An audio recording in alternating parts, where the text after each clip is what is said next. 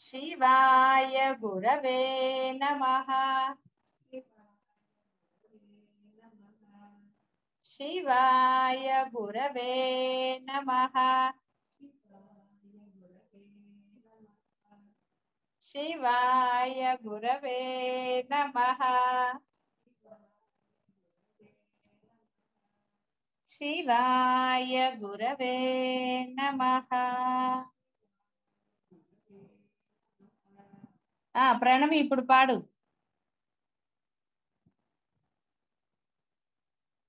శ్రీమాత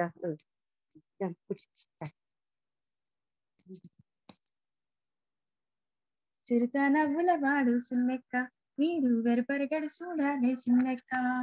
చిరుత నవ్వుల వాడు సిన్నెక్క వీడు వెరపరగడు చూడవే సిన్నెక్క.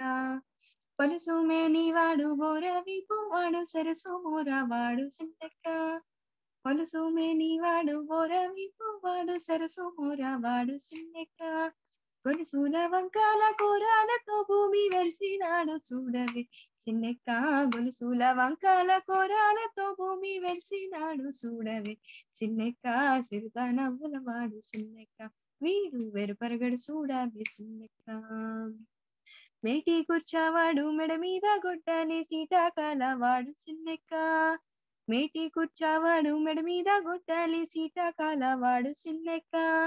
ఆటదాని బాసి అడవిలో రాకాసి వేటలాడి చూడవే సిన్నెక్క. ఆటదాని బాసి అడవిలో రాకాసి వేటలాడి చూడవే సిన్నెక్క. సిరుత నవ్వుల వాడు సిన్నెక్క వీడు వెరపరగడు చూడవే సిన్నెక్క. బింకాపు మోతాల పిల్ల గోబి వాడు జింక సూపుల వాడు సిన్నెక్క. బింకాపు మోతాలి పిల్ల గోబి వాడు జింక సూపుల వాడు సిన్నెక్క. కొంకాక కలికే కుసిరి కూడే నన్ను వెంకటేశుడు చూడవే సిన్నెక్క. కొంకాక కలికే కుసిరి కూడే నన్ను వెంకటేశుడు చూడవే సిన్నెక్క.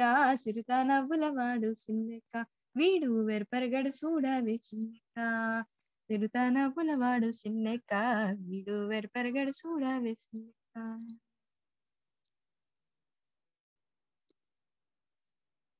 అమ్మా పాడిందమ్మా. చాలా బాగా పాడావు ప్రణతి, శుభం, బాగుంది. థ్యాంక్ యూ అమ్మా. సరే, మొత్తానికి కృష్ణుడు రాజసూయ యాగం చేయడానికి ధర్మరాజుకు అనుమతి ఇచ్చాడు. వీళ్ళందరూ కూడా వెళ్ళి రాజులందరినీ జయించి ఆ జరాసంధుని వధ కూడా చేసొచ్చారు.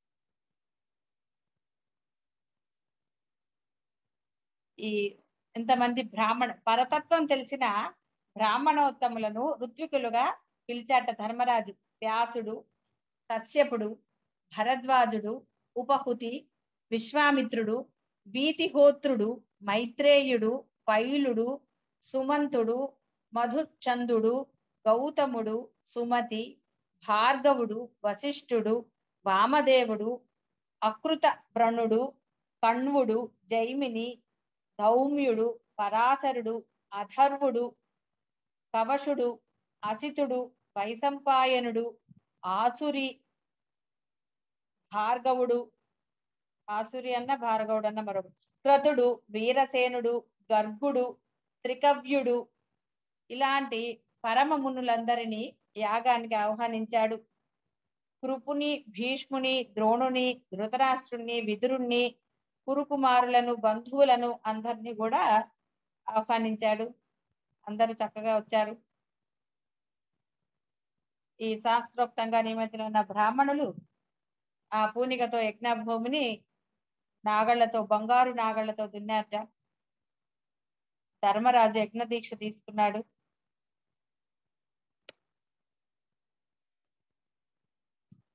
సరే, ఆ యొక్క రాజసూయ యాగాన్ని యథావిధిగా చేయడానికి అన్ని సిద్ధం చేసుకున్నారు.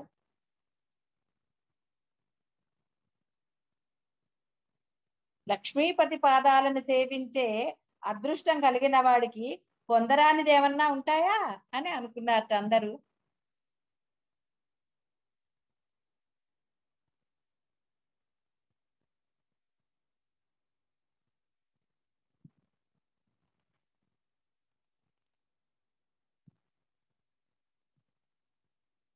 అయితే ఆ క్రతువు చివరి రోజున అందరికన్నా గొప్పవాడెవరో వారిని పూజించాలి. అందుకని ఆ సమయంలో అగ్ర పూజ అర్హులు ఎవరని అందరూ మాట్లాడుకున్నారట, ఎవరు ఎవరని.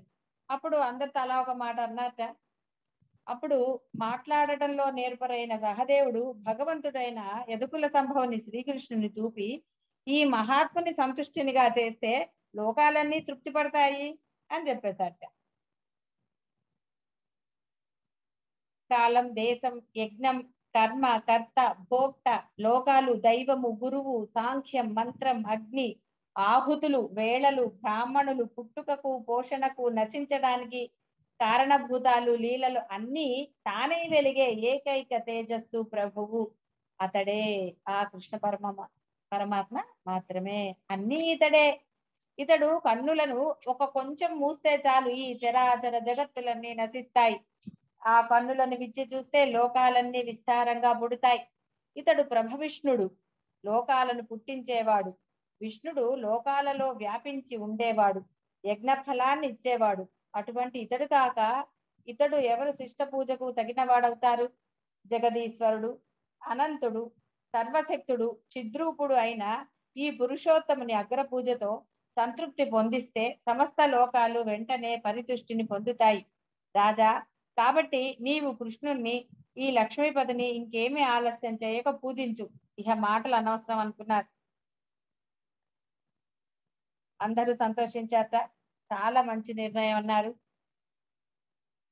మునిజనుల మనసులనే తుమ్మెదలకు, ఎంత బాగుంది, మునిజనుల మనసులనే తుమ్మెదలకు పద్మాల వంటి పద్మాక్షుని పాదాలను చక్కగా కడిగి భక్తితో నీటిని తాను, కుంతిమాత, తమ్ముళ్ళు, ద్రౌపది మహానియమంగా శిరసులందు చల్లుకుని అతిశయించిన ప్రేమతో మహానందాన్ని అనుభవించారు వారు.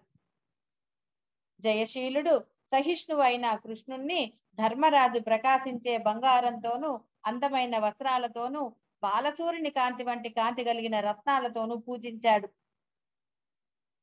అలా పూజించాక కన్నులలో ఆనంద బాష్పజల బిందువులు మొలకెత్తడం వలన ఆ గోవిందుని అందమైన ఆకారాన్ని చూడలేకపోయాట. చూడండి అసలు, అంటే ఎంత ఆర్ద్రత, అంటే ఎంత తనివి తీర మనసావాచ కర్మణ ఆ పాదాలను సేవించాడు. చూడండి, ఎప్పుడైతే మనం తన్మయత్వంతో, అంటే మన మనసు అక్కడ లగ్నం అవుతుందో, అది స్తోత్రమా, గురు పూజ, లేకపోతే ఏదైనా దైవ పూజ, ఏదైనా సరే, అప్పుడు మనకు బాహ్యంలో కూడా ఇది అనుభవమే. అత్యంత ప్రేమగా మనం ఎవరినైనా ఆ చంటి పిల్లల్ని దగ్గర తీసుకున్నప్పుడు కూడా మన మనసు ఆర్ద్రత పొందుతుంది. ఆ విధంగా ఎప్పుడైతే ఆ మనసావాచ కర్మణ ఆ కృష్ణుని పాదాలు భక్తితో అత్యంత, అసలు ఇక ఎక్కడా కూడా లేస మాత్రం కూడా వేరే తలంపు లేకుండా చేశాడో, అతనికి ఆ కళ్ళల్లో ఆ బాష్పజలం వచ్చేసరికి ఆ కృష్ణుని అందమైన రూపాన్ని చూడలేకపోయాట. చూడండి ఎంత బాగుందో అసలు. అలా పూజింపబడిన కృష్ణుడు మహా తేజస్సుతో ప్రకాశిస్తుంటే జనులందరూ చూసి చేతులు శిరస్సులపై జోడించి స్తుతించారు, జయ జయ శబ్దాలు పలికారు. దేవతలు వివిధ తూర్య ధ్వనులతో పూలవానను కురిపించారు. అప్పుడు ఇక వచ్చాడు దమఘోషుని కొడుకైన శిశుపాలుడు. కృష్ణుని వైభవం చూసి సహించలేక కోపం పెచ్చు పెరగగా ఆసనం నుండి లేచి నిల్చుని చేతులెత్తి నిర్భయంగా అన్నట్ట. శ్రీకృష్ణుడు వింటూ ఉండగా సభాసదులందరినీ చూసి అన్నట, చాలు, ఆహా ఆహాహా, ఈ సమయం గడపడం కష్టంగా ఉంది. ఈ బాలుని మాటలు పట్టుకుని నేడు ఈ ప్రాజ్ఞుల బుద్ధి ఎందుకు నీతి తప్పింది? అంటే సహదేవుడు చిన్నవాడు కదా, ప్రాజ్ఞుల బుద్ధి నీతి తప్పింది. ఇది ఎలా తప్పంటారా? అపాత్ర వివేకం చేయగల నేర్పరులు, గొప్ప సప్తగుణ సంపన్నులు, అనేక విధాల తపోనియమాలు, వ్రత నియమాలు కలవారు, అధిక తేజస్వంతులు, గొప్ప ఐశ్వర్యం శక్తి కలవారు, పరతత్వం తెలిసిన వారు, సమస్త రాజుల చేత పూజింపదగిన వారు, పాపరహితులు, పరమయోగీంద్రులుండగా వీరెవరిని పట్టించుకోకుండా తెలివి తక్కువగా గోపాల బాలుని పూజించడానికి ఎలా సమ్మతించారు? పురోడాసం నక్కకు తగినదేనా అని ఒక సామెత. ఇక్కడ ఎప్పుడైనా సరే మూర్ఖుడు అలాగే ఉంటాడండి. వాడికి జ్ఞానం లేదు, వాడు ఒకడు చెప్తే వినడు. చెప్పుకున్నా కదా, మనం పట్టుకున్న కుందేటికి మూడే కాళ్ళు మూడే ఏదో కొమ్ములు అన్నట్టుగా వాడు అంతే. వాడు ఆ వక్ర బుద్ధితోనే ఆలోచిస్తాడు. ఎందుకంటే వాడికి ఆ నేను అన్న అహంకారము నిలువెల్లా ఉంటుంది. వాడికి తత్వం అనేది, ఆ తత్వం అనే పదం అంతం కూడా రాదు వాడికి. అంటే అసలు దాని యందు ఏ మాత్రం లేస మాత్రమైన అనుభవం కూడా లేదు. అనుభవం చేయాలి అంటే వాడికి రావాలి అంటే వాడు ప్రయత్నం చెయ్యాలి పరమాత్మ వైపు. వాడికి అసలు ఆ బుద్ధే లేదు. రాక్షసుల బుద్ధి అన్నమాట. అందుకని వాడు సహించలేకపోతున్నాడు కృష్ణ పరమాత్మకు అవి చేయటం. అందులో వాడు వినే ఉన్నాడు, 100 తప్పులు కాస్తాను నీ కొడుకుది లేకపోతే సంహరిస్తానని చెప్పాడు. అది మనసులో ఉక్రోషం ఉంటుంది కదా వాడికి. పోనీ అప్పుడైనా బుద్ధి తెచ్చుకుని, ఎవరైనా ఇప్పుడు చూడండి, ఒరే దీనివల్ల నీకు నష్టంరా, ఇలా పోకురా అని చెప్పినప్పుడు బుద్ధి తెచ్చుకుని మంచి మార్గంలో ప్రయాణించాలి. అలా కాకుండా ఎంత చెప్పినా కూడా మళ్ళీ ఆ వక్ర బుద్ధిలోనే పోతే ఏమవుతారు, చివరికి నాశనం అవ్వక తప్పదు. వాడికి ఏ జన్మలో పూర్వపుణ్యం ఉందో ఏదుందో, కృష్ణుడి చక్రం వల్ల చనిపోయాడు. లేకపోతే అందరూ కృష్ణుడి వల్ల చనిపోయి అంటే ఆ యొక్క పరమాత్మ చేతిలో సంహరించబడాలన్నా పెట్టి పుట్టాలి. అందువల్ల ఇక్కడ మనకి ఆ బ్రహ్మము ఎంతో కరుణతోటి మనకి ఈ యొక్క ఉపదేశాలు చేస్తున్నారు ఆయన. ఒరే ఇది మంచిది కాదురా, ఈ బాహ్యం అనేది నశించేదే. ఈ బాహ్యంలో ఎప్పుడు ఏదో ఒకటి ఉంటూనే ఉంటుంది. ఇవాళ బాగుంది అంటే రేపు బాగుంటుందా లేదు, అసలు రేపటి వరకు అక్కర్లే. ఈ క్షణం బాగుంటే మరుక్షణం ఎలా ఉంటుందో మనం చెప్పలేం. ఆ బుద్ధులు క్షణ క్షణం మారిపోతూనే ఉంటాయి. వాడి బుద్ధి ఎందుకు మారింది అన్నదానికి మూర్ఖుడు తన యొక్క కారణాలు చెప్తాడు. జ్ఞానికి అవన్నీ లేవు. కాబట్టి జ్ఞాని దగ్గర సమర్థింపులు లేవు, కారణాలు లేవు, ఏమీ లేవు. మూర్ఖుడు అంటే అజ్ఞానికే కారణాలు, సమర్థింపులు, నానా గోలలు ఉంటాయి. వాడికే క్షణక్షణం ఏదో అంటారు, క్షణక్షణములు జవరాంట చిత్తములని కాదు. అజ్ఞాని చిత్తం అలా ఉంటుంది. వాడు చూసిన దాన్ని, విన్నదాన్ని ఇంకా రకరకాలుగా అవన్నీ బుద్ధి, వాడి బుద్ధి ఎలా ప్రేరేపిస్తుందో వాడు అలా చేస్తాడు. కుర్రెక బుద్ధి జివహ గురించి అన్నారు కదా, ఆ విధంగా చేస్తాడు. అలాగా వీడికి ఇక మనం మామూలుగా చెప్పుకోవాలంటే వాడికి ఆసన్నమైంది. రావణాసురుడికి పోయే కాలం అని అంటారు చూసారా, ఆ విధంగా వీడికి కూడా ఆ కాలం వచ్చింది. అందుకని ఏదేదో మాట్లాడాడు.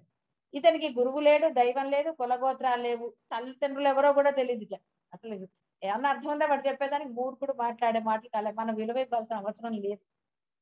బాగా గుర్తుపెట్టుకోండి, ఆర్గ్యుమెంట్స్ చేయవలసిన అవసరం లేదు. బాగా గుర్తుపెట్టుకోండి అందరూ కూడా. సమాధానం ఏది చెప్పాలో అది చెప్పి మౌనంగా ఉండటమే ఉత్తమం. అనవసరమైన ఆర్గ్యుమెంట్స్ జోలికి వెళ్తే అది పెరిగి చిలికి చిలికి గాలివాన అన్నట్టుగా దానివల్ల మనసు బాధపడుతుందే తప్ప ఉపయోగం లేదు. కాబట్టి బ్రహ్మ మార్గంలో ఉన్నవారు, పరబ్రహ్మముని శరణు వేడుతున్నవారు ఆర్గ్యుమెంట్స్ జోలికి వెళ్ళకండి. మౌనము అత్యంత ఉన్నతమైనది. ఏదైనా అలాంటిది జరుగుతున్నప్పుడు మౌనంగా అక్కడి నుంచి వెళ్ళిపోవటం అనేది ఉత్తమం. ఇది తత్వజ్ఞాని తెలిసిన వాడి సంగతి నేను చెప్పేది. అంతేగాని తత్వం తెలియకుండా మనం మౌనంగా ఉన్నాము అంటే అది వేరేది. అది మొండితనం అంటారు చూసారా, అలా ఉంటుంది. అందుకని అంటే జ్ఞానికి అజ్ఞానికి తేడా తెలుసుకుని ప్రవర్తన చేయండి. మీరు బ్రహ్మాన్ని శరణు వేడారు లేదా గురువుని శరణు వేడారు, ఆర్గ్యుమెంట్స్ చేయకండి. వాళ్ళు ఒక ప్రశ్న అడిగారు, మీరు దానికి సమాధానం చెప్పండి, అంతవరకే. ఇంకా దాన్ని లాగి పీకకండి, మౌనంగా ఉండండి. అవతల వాళ్ళు అప్పుడు కూడా కొంతమంది ఊరుకోరు, ఇంకా రెట్టిస్తారు. అప్పుడు మీరు పరమాత్మ సహాయం మనసులో నామం చెప్తూనే ఉండండి. ఆ పరబ్రహ్మం మీ చేత మాట్లాడించాలి అనుకున్నప్పుడు మీ నోట్లోంచి ఒక మాట వస్తుంది, లేకపోతే రాదు. అందువల్ల ప్రయత్నపూర్వకంగా ఆ సిచ్యుయేషన్ లో పరమాత్మని స్మరణ చేయండి తప్ప బాహ్యమైన ఈ ఆర్గ్యుమెంట్స్ కో ఇంకో దానికో వెళ్ళకండి. అది మీకు పరమ శ్రేయస్సును కలగజేస్తుంది. లేదా ఈ ఆర్గ్యుమెంట్స్ లోకి వెళ్ళినప్పుడు తెలియకుండానే మన మనసు బాధపడుతుంది. ఎందుకు మనం తీరిగ్గా కూర్చుని మనం ఎవరిని శరణు వేయడం? బ్రహ్మంను శరణు వేయడం, పరమాత్మని శరణు వేయడం. మనకి గురువు ఉన్నారు కాపాడడానికి. ఇంతమంది ఉన్నప్పుడు మనం ఎందుకని మనం వాటిల్లోకి వెళ్ళి బాధ కొని తెచ్చుకోవాలి? అందువల్ల ఇక్కడ మీరు ధైర్యం వహించాలి. మీకు ఒక గురువు ఉన్నాడని నిరూపించుకోండి. పరబ్రహ్మమును శరణు వేడారని నిరూపించుకోండి. ఎస్, నేను బ్రహ్మమును పొందాలి అన్న విశ్వాసాన్ని సడలినియకండి. ఇవన్నీ వస్తాయి. ఇవి పరీక్షల కర్మల అనవసరం మనకి. రుణానుబంధ రూపేణ అన్నట్టుగా ఆ రుణం తీర్చడానికే అనవసరం. అవన్నీ కూడా విశ్లేషించాల్సిన అవసరం అజ్ఞానికి ఉంది, కానీ జ్ఞానికి లేదు. వచ్చింది ఆ సిచ్యుయేషన్, వర్తమానంలో ఉండమన్నారు కాబట్టి అవసరమైన సమాధానం చెప్పొద్దు అన్నట్లు అవసరమైన సమాధానం చెప్పండి. మిగతాది పొడిగించకుండా మౌనంగా ఊరుకుని ఆ నామస్మరణ చేసి తీరండి. ఓకే, మీకు నామస్మరణ చేయటం అప్పుడు కష్టంగా అనిపించవచ్చు, మనసు కొంత విచలితమై. అప్పుడు ఆ చేతిలో మీ సెల్ ఉంటుంది, సెల్లో ఏదన్నా ఒక స్తోత్రం పెట్టుకుని వినండి, లేదా ఒక పాట పెట్టుకుని వినండి, ఏదో చేయండి, లేదా కాసేపు బయటికి వెళ్ళిపోయింది. అంటే ఆ సమయంలో మీరు గనక మీ స్ఫురణకి ఏదో అది చేయండి. ఆ సమయంలో మీకు ఏదంటే బాధపడకుండా, నేను చెప్పేది అది, బాధపడకుండా స్ఫురణకి ఏదొస్తే అది చేయండి. ఓకే, ఒక్కొక్కసారి మనం కూడా గట్టిగా సమాధానం చెప్తాం అనుకోకుండా, అది తప్పేం లేదు. అది బ్రహ్మ ఇచ్చిన స్ఫురణ. అది మన అంత గట్టిగా వాళ్ళకి సమాధానం చెప్పనే అవసరం పరమాత్మ కల్పించాడు కాబట్టి మనం చెప్పాం. అందులో మనం ఆలోచించాల్సిన అవసరం లేదు. ఎందుకంటే నువ్వు అనుకుని వాళ్ళని అనలేదు. నీకు అప్పుడు అనిపించింది, ఇలా మాట్లాడాలని అనిపించింది, చేసేసేసి అమ్మ ఒకవేళ నేను తప్పు మాట్లాడితే నన్ను క్షమించి తల్లి, అలా వచ్చింది మాట్లాడేశానని పరమాత్మకే క్షమాపణ చెప్పుకోండి, అవతల వాళ్ళని చెప్పక్కర్లే అప్పుడు. ఎందుకంటే మీరేం అనుకుని వాళ్ళని అనలేదు. అనుకుని అంటే క్షమాపణ చెప్పాలి, అనుకుని అనలేదు కదా. అందువల్ల మీరే కాబట్టి ఈ సిచ్యువేషన్లలో, ఆ సిచ్యువేషన్లలో మీకు ఈ ధైర్యం రావాలి అంటే ఆ సిచ్యువేషన్ రాకముందటి నుంచే మనకి బలం కావాలి కదా. ఆ సిచ్యువేషన్ రాకముందే మనకి బలం కావాలి. అందువల్ల అవునమ్మా. ముందరి నుంచే కనుక మనము ఆ నామస్మరణ, ఈ స్తోత్రపారణ వీటిల్లో ఉన్నామనుకోండి, ఆ బాహ్యాన్ని తగ్గించుకుంటూ సిచ్యువేషన్ అప్పుడు పర్ఫెక్షన్. ఎందుకంటే ఏదన్నా ఒకటి పరీక్ష రాయాలంటే ముందరి నుంచి ప్రిపేర్ అయితే పరీక్ష అప్పుడు తలకాయ నొప్పి ఉండదు కదా. అప్పుడు ఈజీగా రాసేయచ్చు. అవునవును. అప్పటికప్పుడు చదవాలంటే ఎంత తలకాయ నొప్పి, ఎంత హైరాణ, టెన్షన్, గోల. అందుకని ఇక్కడ మనము ఏ సిచ్యువేషన్లు ఎప్పుడు వస్తాయో మనకి తెలియదు. వస్తాయని మనం ముందు ప్రిపేర్ అవ్వడానికి లేదు, వర్తమానంలో ఉండాలి కాబట్టి. అందుకని మనం ముందరి నుంచే పరమాత్మ దగ్గర ఉందాం. ఎందుకంటే సిచ్యువేషన్ ఇచ్చేది ఆయనే, సిచ్యువేషన్ లో ఉన్నది ఆయనే, హ్యాండిల్ చేసేది ఆయనే. కాబట్టి మనకెందుకు ఆ సిచ్యువేషన్ గురించి, ముందరి నుంచే పరబ్రహ్మం దగ్గర ఉంటే ఆయన తప్పకుండా మనని ప్రొటెక్ట్ చేస్తాడు. దాని గురించి అది తప్పకుండా అమ్మా, అలాగే ఉంటామమ్మా. ఆ, పట్టదు. అలా అన్ని తిట్టాడు, నీళ్ళల్లో ఉంటాడు. ఆది మధ్య వసానాలను బట్టి చూద్దామంటే అసలు ప్రమాణమే లేదు. అనేక రూపాలతో అనేక రీతులుగా ప్రవర్తిస్తూ ఉంటాడు. వావి వరుసలు లేవు, సంబంధాలు లేవు. మా కారణంగానే మనిషి అయ్యాడు. పూర్వం యయాతి శాపం చేత ఈ యదువంశం పేరుకెక్కింది. బ్రహ్మ తేజస్సునంతా కోల్పోయిన ఇతడు బ్రహ్మర్షుల చేత సేవుడు ఎలా అవుతాడు? కేవలం ఇతడు గోపాలకుడు, అంటే ఆవులను మేపుకునేవాడు అని చెప్పేశాడు. సరే, మొత్తానికి ఇంకొంచెం తిట్టాడు. ఎందుకులేండి, నాకు ఇష్టం లేదు, ఇంకా అది వదిలేద్దాం అని అశుభవాక్యాలు పలికాడు. తన్ను నిందించిన శ్రీకృష్ణుడు ఆ శిశుపాలుని మాటలు విని కూడా నక్కల కూతలను పంటించుకోని సింహంలా మనసుకు ఎక్కించుకోలేదు. చూసారా, సింహంలా. సింహం అండి, ఎక్కడ సింహం ఎక్కడైనా సింహమే. కాబట్టి బ్రహ్మం ఉన్న వాళ్ళు ఎక్కడైనా బ్రహ్మములే. అందుకని మనం వాటి జోలికి వెళ్ళక్కర్లేదు, మనసుని బాధ పెట్టుకోక్కర్లేదు, ఏది చేయక్కర్లేదు. చక్కగా నిశ్చింతగా ధైర్యంగా ఆనందంగా ఉండండి ఎట్టి పరిస్థితుల్లో అయినా సరే. కానీ మునులు రాజులు పద్మనాభుని శిశుపాలుడాడిన నిందా వాక్యాలకు మనసులలో చాలా బాధపడ్డారు. వాళ్ళు చెవులు మోసుకుంటూ వినడానికే చాలా భయంకరంగా ఉంది.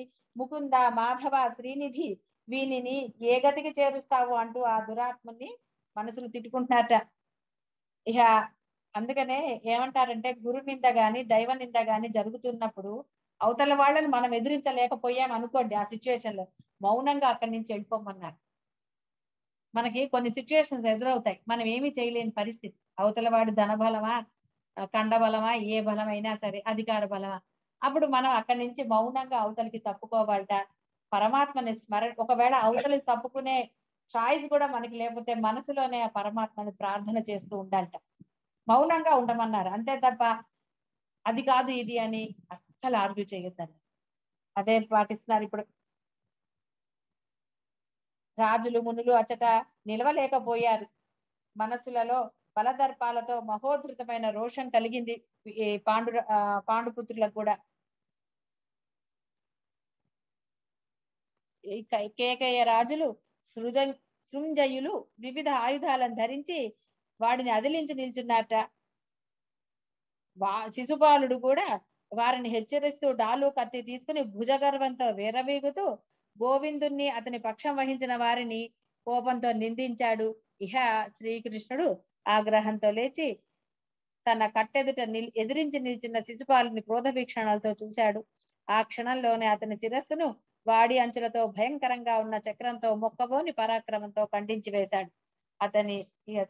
అతను ఆ కాస్త చేది దేశాధిపతి అయిన శిశుపాలుని సైన్యాలు, అతని పక్షం వహించిన రాజులందరూ పారిపోయారు. చూడండి అప్పుడు ఆశ్చర్యపడే రీతిగా ఆ శిశుపాలుడి శరీరం నుండి సాటిలేని తేజస్సు వచ్చి శ్రీకృష్ణుని దేహంలో ప్రవేశించిందిట.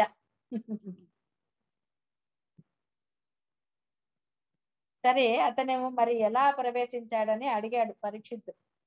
అప్పుడు చెప్తున్నాడు సుఖయోగి, రాజా, మధు దైత్యుని సంహరించిన శ్రీ మహావిష్ణువు మీది మాత్సర్యంతో మదమెక్కి శిశుపాలుడు 3 జన్మల వరకు ఎప్పుడు ఆ రూపగుణాలనే నేర్పుగా ధ్యానం చేశాడు. అటువంటి బుద్ధిమంతుడు కాబట్టి శిశుపాలుడు పాపాలన్నీ తొలగిపోయి బ్రహ్మరుద్రాలు క్షమ్యతాం బ్రహ్మరుద్రాదులకు కూడా అందరాని పదవిని వెంటనే పొందాడు. మాత్సర్యంతో మదమెక్కి శిశుపాలుడు 3 జన్మల వరకు ఆ రూపగుణాలనే నేర్పుగా ధ్యానం చేశాడు. సరే మొత్తానికి అపభృత స్నానం చేయడానికి బయలుదేరాడు ఆయన ధర్మరాజు. సరే ఇదంతా కూడా అదే.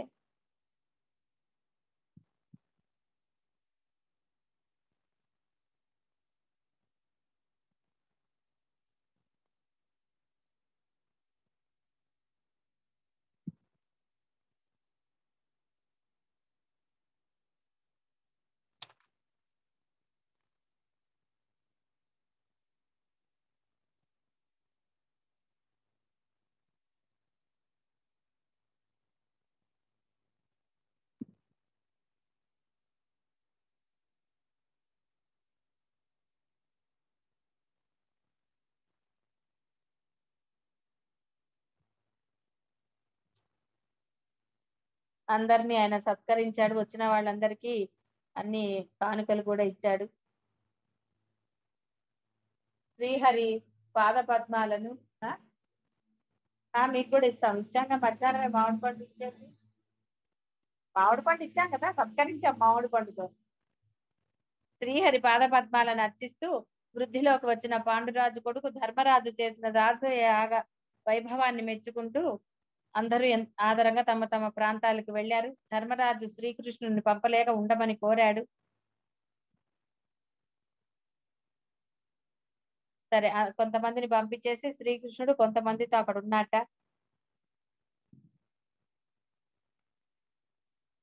పద్మనాభుని దాసులైన రాజులకు అసాధ్యాలంటూ ఏమీ ఉండవు కదా.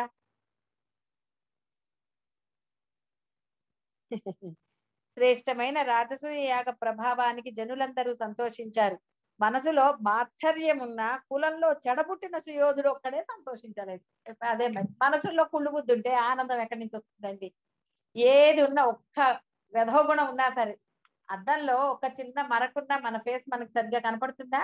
అలాగే మనసులో ఒక్క కుత్సిత బుద్ధి ఉన్నా, ఏది ఉన్నా సరే వాడు పరమ పూర్ణమైన సంతోషంగా ఉండలేడు. ఎప్పుడో తెలుస్తుంది. ఎందుకంటే వాడు ఇప్పుడు సంతోషంగా అనిపిస్తాడు, మళ్ళీ వెంటనే లోపల నుంచి ఒకటి వస్తుంది కదా, వెంటనే మళ్ళీ ఇక వాడు సంతోషంగా ఉండలేడు. కాబట్టి సుయోధనుడు ఒక్కడు ఉండలేక,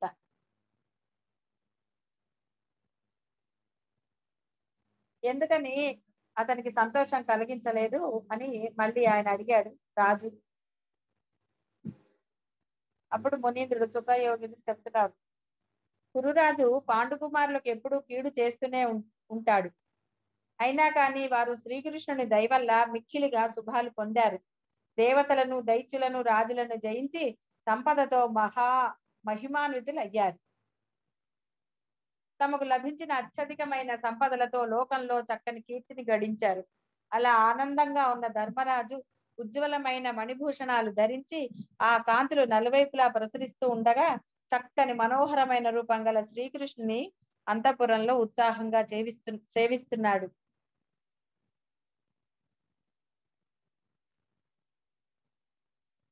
ఆ దృశ్యాన్ని సుయోధనుడు చూశాడు.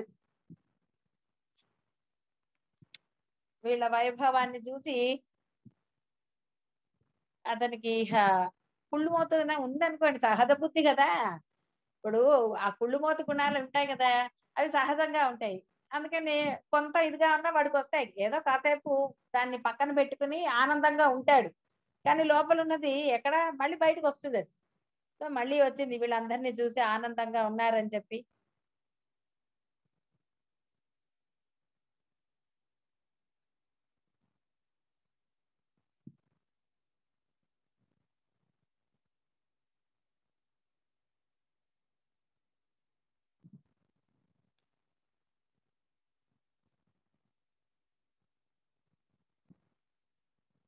ఒకరోజు ఆ విధంగా ఆ కుళ్ళు మోతనం తగ్గలేదు.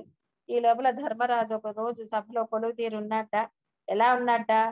దేవతలు కొలుస్తూ ఉండగా కొలువు తీరిన దేవేంద్రుడిలాగా ఉన్నట్ట ఆయన.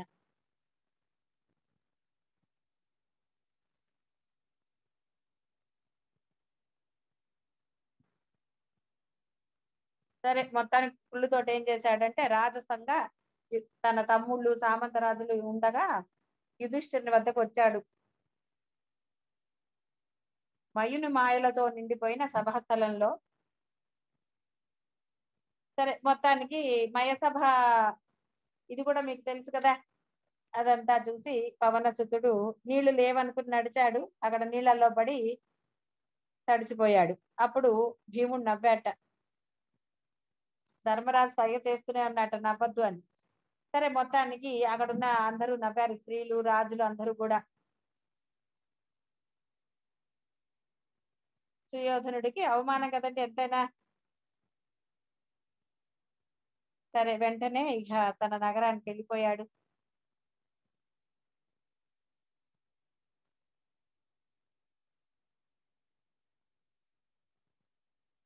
కృష్ణుడు కూడా తన రాజ్యానికి వెళ్ళాడు.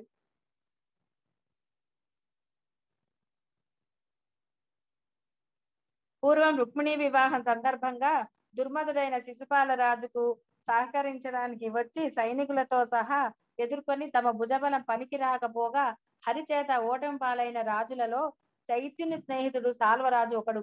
అతడు జరాసంధాది రాజులు వింటుండగా మత్సరాగ్ని జ్వాలలతో దహించుకుపోతూ అసలు భూమి మీద యాదవులంటూ లేకుండా చేస్తానని పట్టుదలతో ప్రతిజ్ఞ చేశాట. ఏం చేశాడు? ఇక వెళ్ళి గొప్ప నిష్ఠతో తపస్సు చేయాలని మంచి ప్రదేశాన్ని చూసుకున్నట్ట. ధైర్యం వీడగా ప్రతిదినము పిడికెడు దుమ్మును ఆహారంగా, ఏమిటో మనకి తెలియదు అది, పశుపతి పశుపతి పాలలోచనుడు భర్గుడు శంకరుడైన ఉమాపతిని గురించి ఉగ్రంగా తపస్సు చేయటం మొదలెట్టాడు.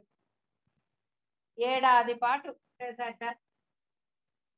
శివుడు వాని భక్తి మహిమకు వసుడైపోయాడు. వెంటనే ప్రత్యక్షమయ్యాడు. సరే కోరుకో, ఏదైనా ఇస్తాను సందేహించకన్నాడు ఆయన. ఆయనకి పని ఏంది? శివుడికి వరాలు ఇస్తూనే ఉంటాడు కదా. ఇచ్చాడు. ఏది ఇచ్చినా మళ్ళీ లోకరక్షణకి సంహారం చేయక తప్పదు. వాళ్ళందరూ నశించిపోవడానికే కోరికలు కోరతారండి. రాక్షసులు తపస్సు చేసి అదే చేస్తారు. ఎందుకంటే అది మొండి పట్టుదల కదా. తత్వం తెలియంది. అందుకని వాళ్ళ ఆ మొండి పట్టుదల వాళ్ళకు ఉంటుంది, ఆ తపస్సు చేసే శక్తి. కానీ వినాశకాలే విపరీత బుద్ధిలాగా అంత భక్తిగా. అయితే ఇక్కడ ఆ భక్తిలో తత్వం లేదు. భక్తి భావం కన్నా మొండి పట్టుదల. వాడిని సంహరించాలన్న కోరికతో తపస్సు చేశాడు. అయితే పరమాత్మ ఎలాంటి వాడు? నువ్వు ఏ కోరికతో చేసినా నీ తపస్సు ఒక స్థాయికి అక్కడ లెక్కలు ఉంటాయి. అది దానికి కోరిక తప్పదు. అలాగే మనం కూడా చూడండి, విపరీతమైన ఉపవాసాలు చేసి అజ్ఞానంలో ఉన్నప్పుడు అది చేసి ఇది మొక్కి అది మొక్కి కోరికలు తీర్చుకోలేదు, నానా కష్టాలు పడి. అలాగే అప్పుడు రాక్షసులు తపస్సులు చేశారు. ఇప్పుడు ఇలా చేస్తే అప్పుడు అలా చేశారు. అందువల్ల ఆ అది అక్కడ ఏమాత్రం కూడా భక్తి భావం కానీ తరించాలన్న మంచి బుద్ధి కానీ లేదు. కేవలము ఒక కక్ష, పక్కవాడిని నాశనం చేయాలన్న ఒక దుర్బుద్ధి, అదే రాక్షస బుద్ధి. ఇప్పుడు అది మనకి ఇప్పుడు రాక్షసులు లేరు కాబట్టి మనలో ఉన్న మూర్ఖత్వం అనండి, అజ్ఞానం అనండి, ఇక దానికి ఏ పేరు పెట్టుకుంటే మనకేమి, 3 పేర్లు పెట్టాడు ఆయన. వశిష్ఠుల వారు పెట్టాడు, మనకి వివేక చూడమణిలో శంకరాచార్యుల వారు కూడా పెట్టారు. పిశాచం అన్నాడు, అదన్నాడు, ఇదన్నాడు, నానా రకాలుగా తిట్టాడు. కాబట్టి అదే బుద్ధితోటి 1 సంవత్సరం కాలం చాలా నిష్ఠగా అతను తపస్సు చేశాడు. కాబట్టి శివుడు వచ్చాడు. తప్పదు ఆయనకి. ఎందుకంటే ఆశ్రిత వత్సలుడు. మనం కూడా మరి కోరికలు తీర్చారు కదా. మనమేం తక్కువ వాళ్ళం ఏంటి? అంత తపస్సు అయిపోయినా మనకు చేతనైనంతలో ఉపవాసాలు, దీక్షలు, నానా గోలలు చేశాం. సరే మొత్తానికి ఆయన వచ్చాడు, అడిగాడు. సరే నా కోరిక స్పష్టంగా చెప్తాను విను స్వామి అన్నట్ట.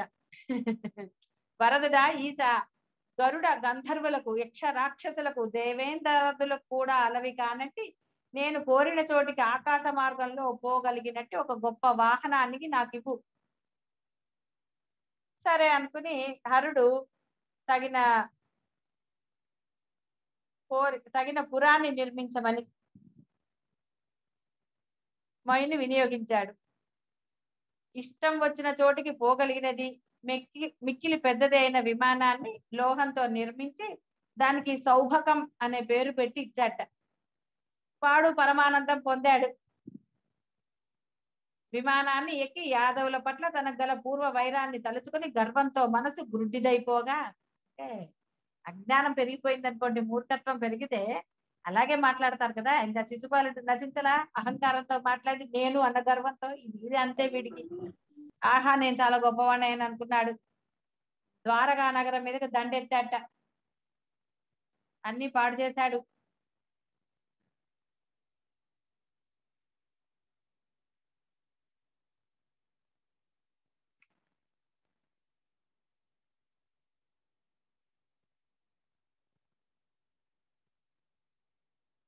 ఇసుక దుమ్ముని దట్టంగా ఆ నగరం మీద చేశాట. చాలా భయంకరంగా నగరాన్ని నాశనం చేశాట.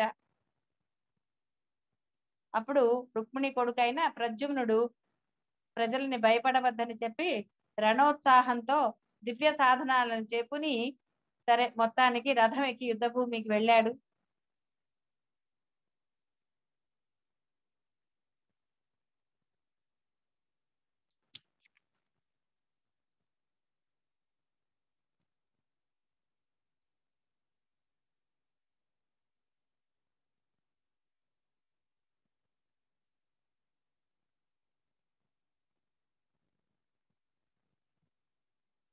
ఆ సౌభపతి సాల్వుని కోటి మాయలను ప్రద్యుమ్నుడు తన వింటి నుండి వేసిన మహిమగల వాడి అస్త్రాలతో తత్క్షణమే సూర్యుడు గొప్ప చీకటిని పోగొట్టిన రీతిగా పోగొట్టాడు.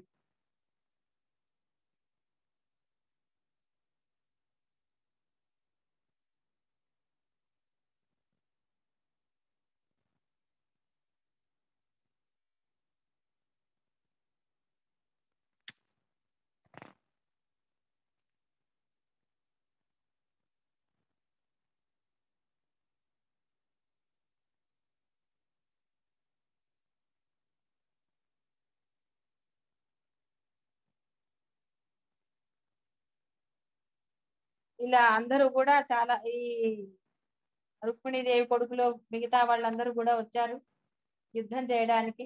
అందరూ కూడా చాలా వీరోచితంగా యుద్ధం చేస్తున్నారు. శుకుడు అనే అతను కూడా యుద్ధం చేశాడు.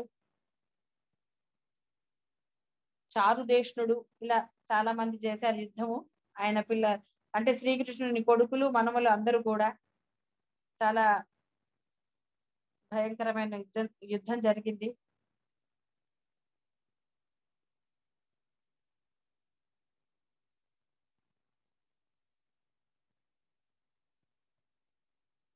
ఆ సౌభుకం మీద అది అంతా మాయాతో ఉన్నది కదా. ఒకసారి ఆకాశంలో, ఒకసారి భూమిపై ఇలా రకరకాలుగా మాయలు చేస్తూ ఈ శత్రువులను ఇచ్చేసేలాగా వాడు చేస్తున్నట్ట.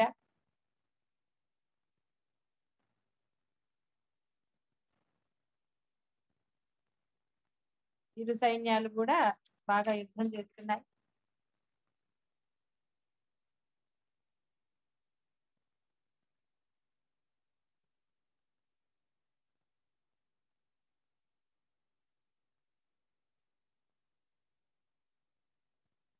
అప్పుడు ఒక ప్రద్యుమ్నుడు మూర్ఛపోయాట ఒక నిమిషము.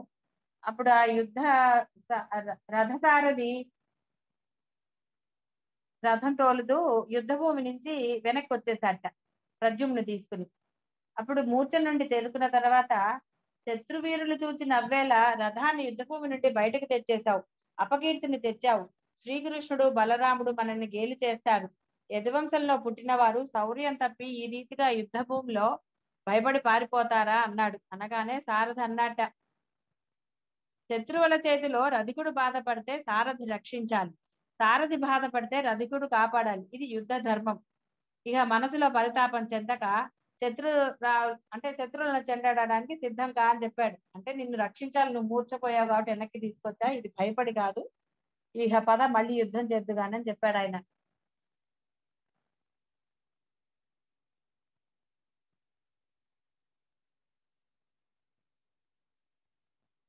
మొత్తానికి ఆ యొక్క రాక్షసుడిని చంపేశాడు ప్రద్యుమ్నుడు.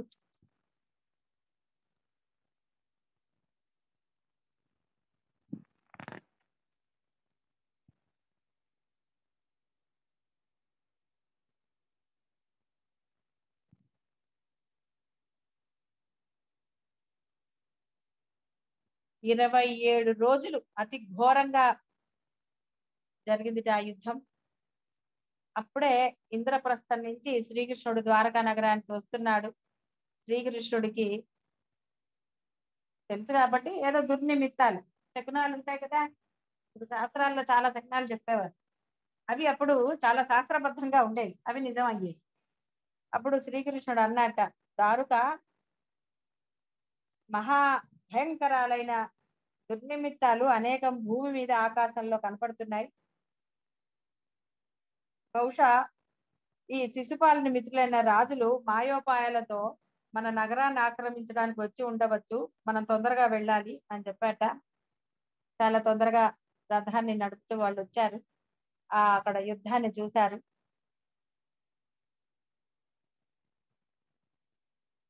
ఆ సౌభక విమానాన్ని, అందులో ఉన్న సాలుడిని చూశారు.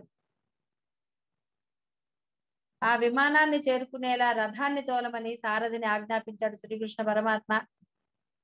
ఆ మురాంతకుని చూసి యుద్ధ సైనికులు పరమానందం పొందారు. ధైర్యం కదండి, ఇంకా కృష్ణ పరమాత్మ వచ్చేసాడని అందరూ కూడా ఉత్సాహితులయ్యారు.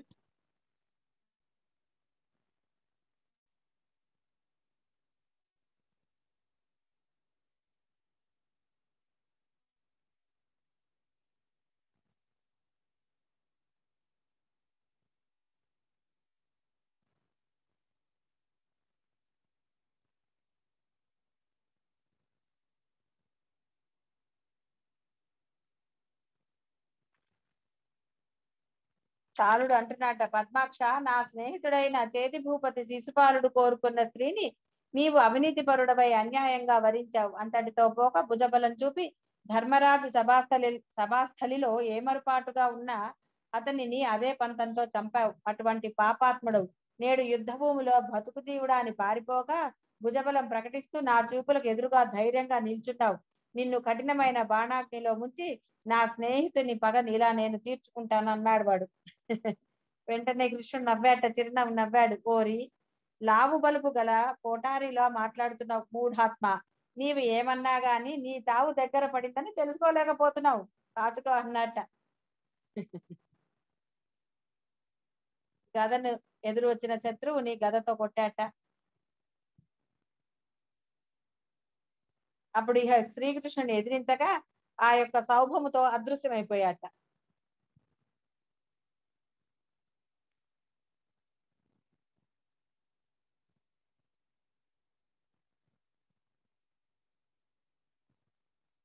వీడు సాలుడు వెళ్ళి వసుదేవుణ్ణి పట్టుకున్నట్ట.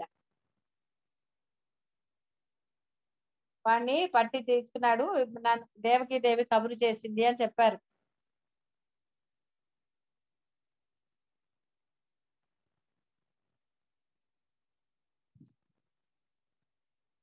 తన మాయా బలంతో కృష్ణుడికి మళ్ళీ కనిపించాట. మాయా వసుదేవుని కల్పించి అతన్ని బంధించి తీసుకుని వచ్చాడు. అంటే వీళ్ళు అనుకున్నారు అంత పరాక్రమంతుడు ఎలా అని. ఇది మాయ అన్నమాట. వీడు మాయా వసుదేవుని కల్పించి అతన్ని బంధించి తీసుకుని వచ్చాడు. కృష్ణ చూడు, ఇదిగో నీ తండ్రి, ఇప్పుడు నీవు చూస్తూ ఉండగానే వీడి తల నరుకుతాను. సినిమాల్లో చూపిస్తారు కదండి అలాగా. ఇంకెవరి కోసం బతుకుతావు, రక్షించే శక్తి ఉంటే కాపాడుకో అని దుర్భాషలాడాడు. ఆ మాయా వసుదేవుని శిరస్సును ఖండించాడు. ఆ తలను పట్టుకుని ఆకాశంలో సంచరించే సౌభక విమానంలో ఉన్నాడు. వెంటనే ఇది వాడి యొక్క మాయ కృష్ణ పరమాత్మకి తెలిసింది. ఇతనికి తెలిసిన అంటే తనకి తెలిసిందని ఈ మాట వచ్చే లోపల మాయ అంటే మాయకు అతీతుడైన వాడు కదండి. మాయకి లోబడినట్టుగా ఉన్నంతసేపు ఆ మాయ అతనికి కనపడింది కృష్ణ పరమాత్మకి. మాయకు అతీతుడిగా ఎప్పుడయ్యాడో మాయ ఇంకా నిలవజాలి అతని ముందర. అందుకే మాయ సృష్టించింది పరమాత్మ అయినా ఆ మాయ అతన్ని ఏమి చేయదు. మాయని సృష్టించింది పరమాత్మే, కానీ ఆ మాయ అతన్ని ఏమి చేయలేదు కదా. అలాగే ఇక్కడ కూడా మాయకు లోబడిన అంటే మామూలు మానవుడిలాగా ఉన్నప్పుడు ఆ మాయలు అతని ముందర పనిచేశాయి. ఎప్పుడైతే ఆ మాయలకు అతీతంగా పరమాత్మ తత్వాన్ని కొంత అతని ఇది చేశాడో వెంటనే ఆ మాయలు మాయమైపోయాయి. అంటే వచ్చాడు కదా, నీ తండ్రిని వాడు పట్టుకున్నాడని చెప్పడానికి, వాడు మాయమైపోయాడు, ఆ తల మాయమైపోయింది.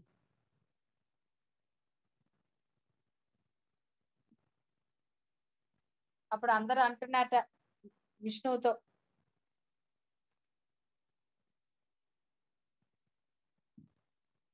పద్మాక్ష, సర్వలోకాలలో సమస్త జనులు సంసారంలో రకరకాల దుఃఖ సముద్రాలలో మునిగిపోయి బయటపడలేక వికలత్వాన్ని పొందే సమయంలో నిన్ను తలుచుకుని దుఃఖాలను తరిస్తారయ్యా, దాటుతారు.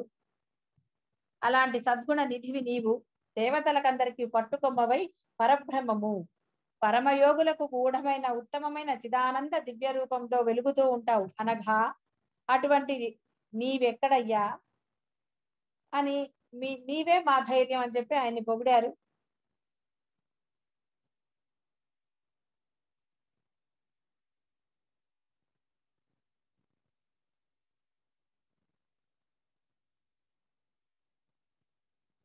సరే, మొత్తానికి ఇప్పుడు కృష్ణుడు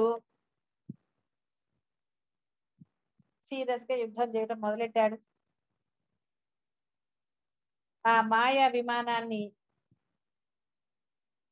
తునియలు చేసేసాడు, తుత్తినియలు. సాలుడు కోరలు తీసిన పాముల పరాక్రమం కోల్పోయి ఇక ఏం చేస్తాడు పాపం, పోయింది అది, భూమిపై నిల్చున్నట్ట. అయినా సరే ఇంకా అంటే లోపల భయపడుతున్నా భయాన్ని కనపడనీయకుండా అన్నట్టుగా యుద్ధం చేస్తున్నట్ట. సరే, మొత్తానికి సారుడు కాస్త నశించాడు.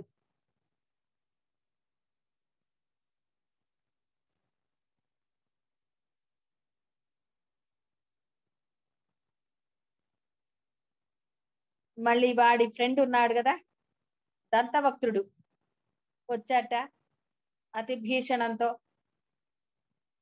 పటపటా పండ్లు కొరుకుతూ.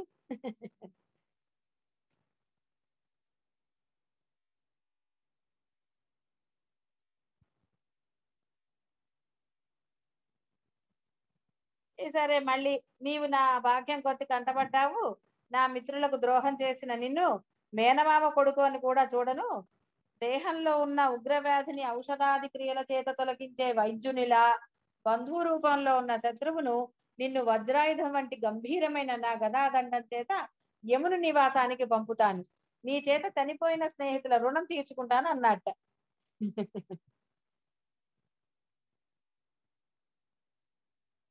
సరే, మొత్తానికి ఆ గద చేత పట్టి కృష్ణ పరమాత్మ వాడి గుండెల మీద కొట్టాడు, రొమ్ము పగలేలా కొట్టాడు, అక్కడే చచ్చాడు వాడి.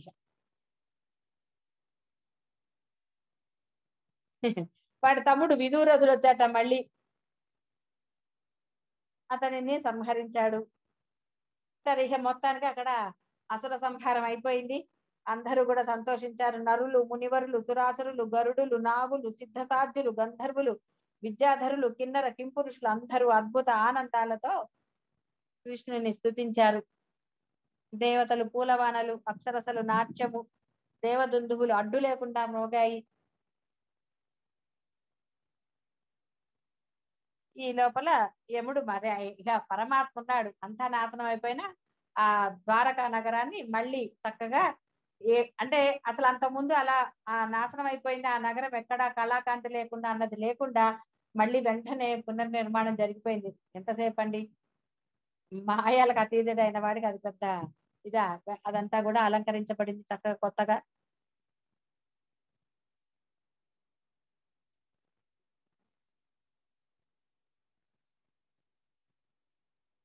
ఇక అందరూ ఆ యొక్క పరమాత్మని స్తుతించారు.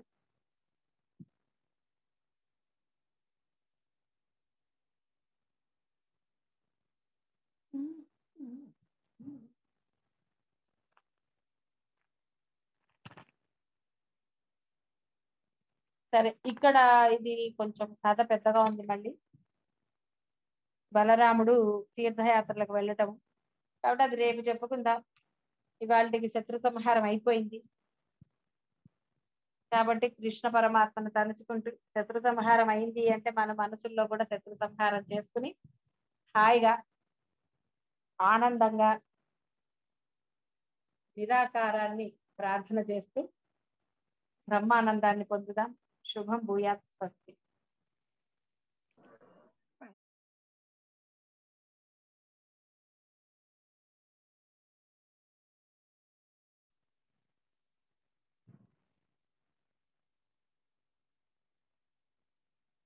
శివాయ గురవే నమః.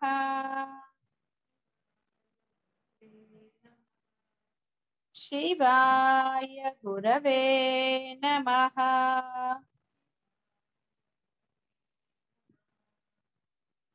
శివాయ గురవే నమః. శివాయ గురవే నమః.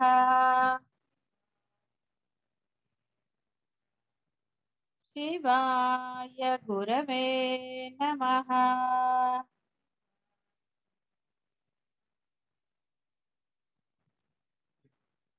సరే, ఇక్కడ బలరాముడు ఒక దోషం ఏదో జరగటం వల్ల అతను తీర్థయాత్రలు చేశాడు.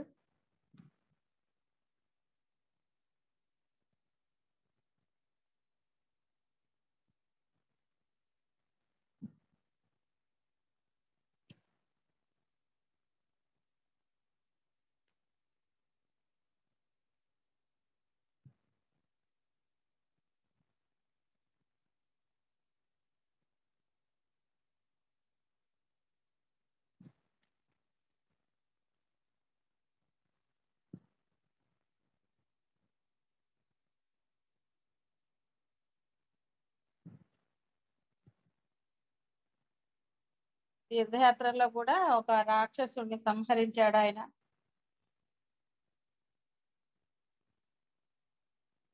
తాళధ్వజుడు అనే రాక్షసుడిని సంహరించాడు.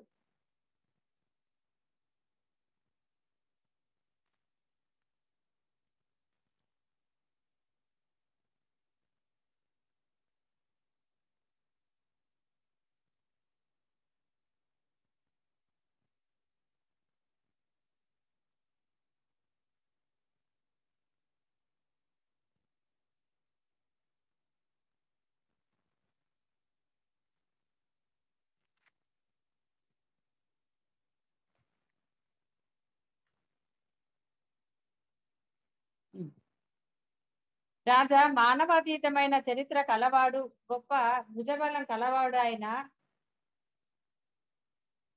హలాయుధుడు చేసే అద్భుత కర్మలు వర్ణించడానికి బ్రహ్మదేవుడు కూడా చాలడు. పరీక్షిత్ అన్నాట, పద్మాక్షుని అనంతమైన వీర్యగుణ సంపదలను గురించి 1000 సార్లు విన్నా గాని మనసుకు తృప్తి కలగదయ్యా. ఇంకా ఏమన్నా అచ్యుతుని కథా వైభవం ఉంటే చెప్పవయ్యా. శివుడు కూడా ఆ యొక్క అచ్యుతుని వైభవాలను వింటూ చాలు అనడు. కాబట్టి నీవు ఇంకా చెప్పవలసిందని మరలా ప్రార్థన చేశాడు. హరి హరి భజయించు హస్తములు హస్తములు, అచ్యుతు గోరి మృకు తత్ శిరము శిరంబు. అంటే హరిని సేవించే చేతులే చేతులు, అచ్యుతునికి మొక్కే శిరసే శిరసు, చక్రధరుని చేరిన చిత్తమే చిత్తము, లక్ష్మీపతిని చూచే చూపే చూపు, మురారిని పొగిడే వాక్యే వాక్కు, అక్షరుడైన హరికథలు వినే చెవులే చెవులు. ఇవే సార్థకములైన అవయవములు కానీ ఇవి చెయ్యనివి అంటే అటువంటి అవయవాలు అది చెయ్యలేనివి అన్ని కూడా వ్యర్థాలన్నాడు శరీరంలో. మునిసత్తమ, హరి పాద తీర్థాన్ని సేవిస్తూ విలసిల్లే భగవంతుని యొక్క అవయవాలే ప్రకాశించే అవయవాలు. ఆ పరమేశ్వరుని గురించి ఇంకా చెప్పవయ్యా అన్నాడు ఆయన. కాబట్టి ఏవైతే ఆ పరమేశ్వరుని గురించి ఈ అవయవాలతో చేస్తామో అవే అసలైనవి. ఎందుకలా అనవలసి వచ్చింది? మరి ఆ అవయవాలని ఆ హరి గురించి ఉపయోగించటం వల్ల, అందులో వినియోగించటం వల్ల మాత్రమే ఈ మానవ జన్మ అనేది సార్థకం అవుతుంది. లేదా ఎలా సార్థకం అవుతుంది?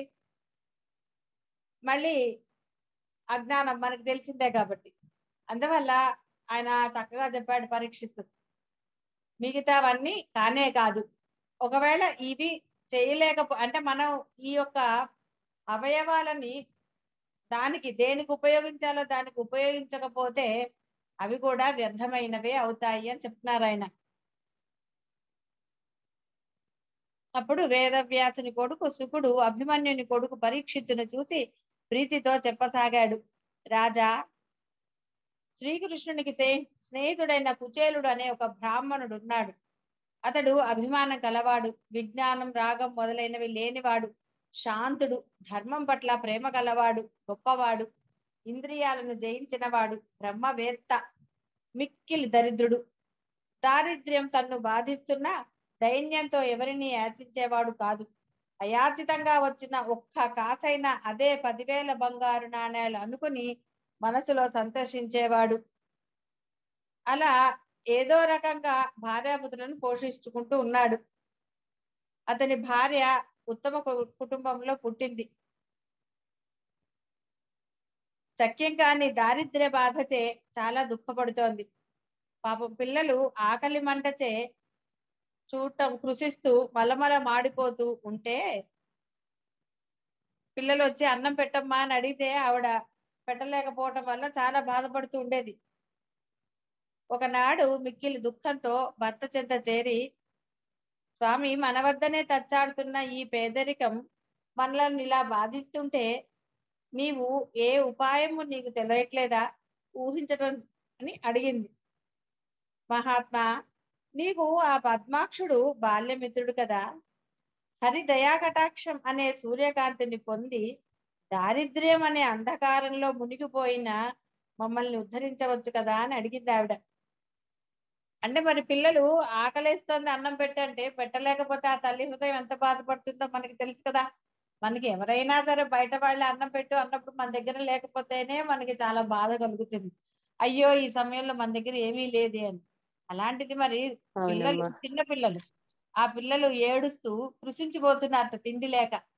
ఆ ఏడుస్తూ అమ్మ కొంచెమన్నా పెట్టమ్మా అని ఆ పిల్లలు దీనంగా పలికితే ఆ తట్టుకోలేక భర్తను అడిగిందిట, నువ్వు ఆ హరిని వేడుకోవచ్చు కదా అని. భగవంతుడైన కృష్ణుడు వరాలు ఇచ్చేవాడు, సాధువుల పట్ల, భక్తజనుల పట్ల వాత్సల్యం కలవాడు, ఆర్తులకు శరణు పొందదగినవాడు, లక్ష్మీపతి, కరుణా సముద్రుడు. ఇప్పుడు అతడు యాదవులందరూ కొలిచి ఉండగా కుశస్థలీపురంలో ఉన్నాడట. నీవు వెళితే ఆ ప్రభువే నీవు అడగకుండా ఇస్తాడు కదా. కలలోనైనా తన్ను ఎప్పుడూ ఇంతకు ముందు తలపెట్టని మహాదుష్టాత్ముడైనట్టి బలహీనుడు ఆపదలు వచ్చిన వేళ తన పాదపద్మాలను మనసులో తలుచుకుంటే కృష్ణుడు మెచ్చుకుని ఆర్తిని హరింపచేస్తూ తన్ను తాను ఇచ్చేసుకుంటాడు కదా. అంటే అతనికి వసుడవుతాడు కదా. అందుకే కదా మన కష్టాలన్నీ కూడా. అంటే దారిద్ర్యం బాపుకోవడానికి కాదు. ఇప్పుడు ఆయన యొక్క అనుగ్రహం ఎలా అంటే అందరం చక్కగా తుష్టి పుష్టిలతో ఉన్న వాళ్ళమే, మనసు దారిద్ర్యం మంది. అంటే ఆ బ్రహ్మను పొందే కోరికతో తపిస్తున్న వాళ్ళం కాబట్టి. ఇక నిశ్చల భక్తితో సేవించే వారికి అధికమైన సంపద్ విశేషాలు ఎందుకు ఇవ్వడు అని భక్తితో అందిట ఆవిడ. సరేనని కుచేలుడు సరే ఇహ ఆ బాధలు చూడలేక సరేనని, ఇది ఇహపర సాధన, ఇది బాహ్యంది కదా, సరే ఇక్కడైనా పరమాత్మని దర్శించుకున్నట్టు అవుతుంది కదా అని వెళ్దాం అనుకున్నట్ట. సరే, నీవు చెప్పినట్లుగా పద్మాక్షిని పాదపద్మాలు ఆశ్రయించడం వల్ల పరమ శుభాలు కలుగుతాయి. అయితే మరి అంత చక్రపాణికి ఇప్పుడు నేను కానుక ఏమైనా తీసుకోవాలి కదా, మరి ఉత్తి చేతులతో ఎలా వెళ్ళను? ఫ్రెండ్స్ అంటే స్నేహితుడు కదా. అంటే పసిపాపలని, గురువులని, మన దైవం దగ్గరికి వెళ్ళేటప్పుడు ఉత్తి చేతులతో వెళ్ళరాదని శాస్త్రం చెప్పింది. మీరేం దానికి కంగారు పడకండి. అందుకని మరి అంతటి మహాత్ముణ్ణి, అందులో స్నేహితుడు, ఒట్టి చేతులతో ఎలా వెళ్ళాలి అని అడిగాడు. ఆమె కూడా అయ్యో అవును కదా అని భర్త యొక్క చినిగిన వస్త్రం చివర ఇంట్లో కొన్ని అటుకులు వెతికితే దొరికాయట. అసలు మామూలుగా వర్ణన చేస్తారు అందులో. అవిట ముక్క వాసన వస్తున్నాయట అసలు ఆ అటుకులు. ఇంకా ఆవిడ కనపడలే ఇన్ని రోజులు. ఆ డబ్బాలు అడుగున కొన్ని ఉన్నాయట, ఒక గుప్పెడు అడుగు. సరే మొత్తానికి మూట కట్టి ఇచ్చింది. సరే ఈ విధంగానైనా గోవిందుని దర్శిస్తాను కదా అని అతను కూడా ఉత్సాహంగానే బయలుదేరుతున్నాడు. బయలుదేరి మార్గ మధ్యంలో ఆలోచిస్తున్నట, అసలు ఎలా వెళ్ళగలను ద్వారకకి? అక్కడ అంత పెద్ద అంతఃపురంలో నివసించే అఖిలాధిపతి ఆ పద్మాక్షుణ్ణి ఎలా దర్శించను? అక్కడ ఉండే పాలకులు నన్ను నీవెక్కడి బ్రాహ్మణుడు, ఎందుకు వచ్చావు అని అడ్డుపడితే వారికి ఏదైనా బహుమతి ఇచ్చి లోపలికి వెళ్దామన్నా నా దగ్గర ఏమీ లేదే. అసలు నా యొక్క ఈ వేషధారణం చూసి వాళ్ళు అసలు నన్ను పంపిస్తారా? సరే ఏది ఏమైనా ఆ పరబ్రహ్మం యొక్క కరుణా దృష్టియే నా భాగ్యం. ఇక ఆలోచించినా నేను చేయగలిగింది ఏమీ లేదు కాబట్టి ఆయన్ని తలుచుకుంటూ వెళదామే అనుకున్నాడు ఆయన. అతడు నన్ను పట్టించుకోకుండా ఉంటాడా? అందుకని ఇవన్నీ అనవసరమైన మాటలు కాబట్టి ఆయన తలుచుకుంటూ వెళ్తాననుకుని నగరానికి ప్రవేశించాడు. చాలా విచిత్రంగా ఒక్కరు కూడా అతన్ని ఆపలేదుట. ద్వారాలన్నీ దాటుకుంటూ వెళ్ళిపోయాడు హాయిగా. ఆ 16,000 మంది ఆ స్త్రీల ఆ భవనాలన్నీ చూసుకుంటూ వెళ్ళాట. ఆహా అని చాలా ఆనందించాట, ఎంత బ్రహ్మాండంగా ఉన్నాయి కదా అని.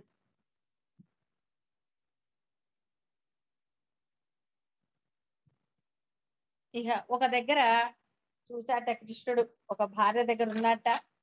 ఆ పడుకుని ఉయ్యాలు ఊగుతూ ఉంటే ఆవిడ గింజామరలు వీస్తోందిట. ఆ పుండరీకాక్షుని చూశాడు. నల్ల కలువల వలె అందమైన వాడు, ఇంద్రుని చేత నమస్కరించబడుతున్నవాడు, దయకు ఆలవాలమైన వాడు, మెరిసే చెక్కిళ్ళు కలవాడు.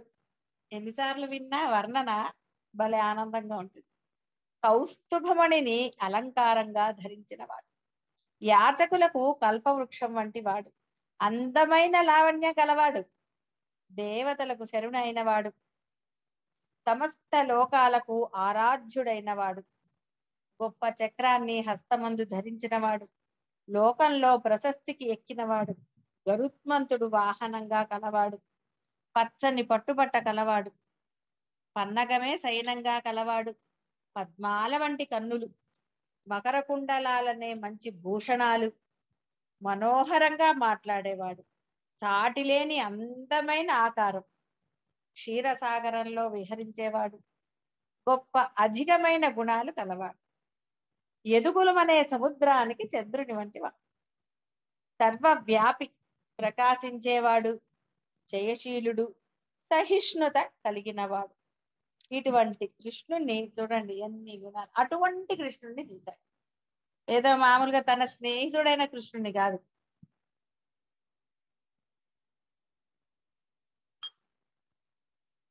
పరబ్రహ్మ స్వరూపుడైన ఆ పరమాత్మని చూశాడు. చూసి అడుగు అటు వేయిపోయాట. అంతలోనే విచ్చుకున్న తామర పువ్వుల వంటి కన్నులు గల ఆ శ్రీకృష్ణుడు చూసేశాట. ఆనందంతో చలించి గబగబా వెళ్ళిపోయాట. ఆ పానుపు నుంచి, ఉయ్యాల నుంచి దిగి పరిగెత్తుకుంటూ ఎదురుకుంటాకు వెళ్ళాట. ఎంతో ఆదరంతో కౌగిలించుకుని చేతులు పట్టి తీసుకుని వచ్చి ఆ బంగారు తల్పం మీద కూర్చోబెట్టాట. వెంటనే చక్కగా అక్కడ బంగారు కలశంలో నీరుంటే కాళ్ళు కడిగాట స్నేహితుడికి. చూడండి అసలు.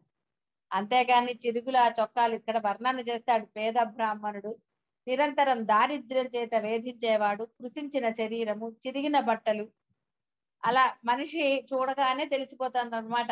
అలాంటి వాణ్ణి కూడా చక్కగా తీసుకెళ్లి తన పాన్పు మీద కూర్చోబెట్టి బంగారు కలసంలోని నీటితోటి కాళ్ళు కడిగి ఆ నీటిని తన శిరసును చల్లుకున్నట్టండి. చక్కగా ఆ కస్తూరి కర్పూరాలు కలిపిన గంధాన్ని చక్కగా రాశాట ఒంటికి కూడా. అక్కడి నుంచి వచ్చిన అలసట తీరేలా తానే విసిరేట నింజామరలతో. దట్టమైన పరిమళాలు వెదజల్లే ధూపాలనిచ్చాడు. మణిదీపాలతో నీరాజనలిచ్చాట. కర్పూరం తాంబూలంగా ఇచ్చాడు. ఆవుని కూడా దానంగా ఇచ్చాట. అంటే ఒక బ్రాహ్మణుడికి ఎలా పూజ చేసి సత్కరించాలో అలా చేశాడు ఆయన.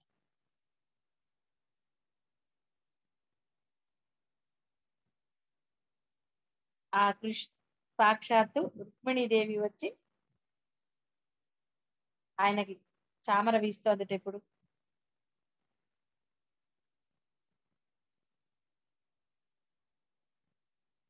ఆవిడ వీస్తూ ఉంటే అంతఃపుర అంటే ఆవిడ వింజామర వీస్తోందట ఈయనకి, ఆ స్నేహితుడికి. అందరూ ఆశ్చర్యపోతున్నట్ట. ఏమిటి ఈ బ్రాహ్మణుడు పూర్వజన్మలో ఏ తపస్సు చేశాడు? మహాయోగుల చేత ఉపాసించబడుతూ గౌరవించబడే ఈ జగత్పతి లక్ష్మీపతి యొక్క పాన్పు మీదే కూర్చున్నాడు. మెత్తని పాన్పు మీద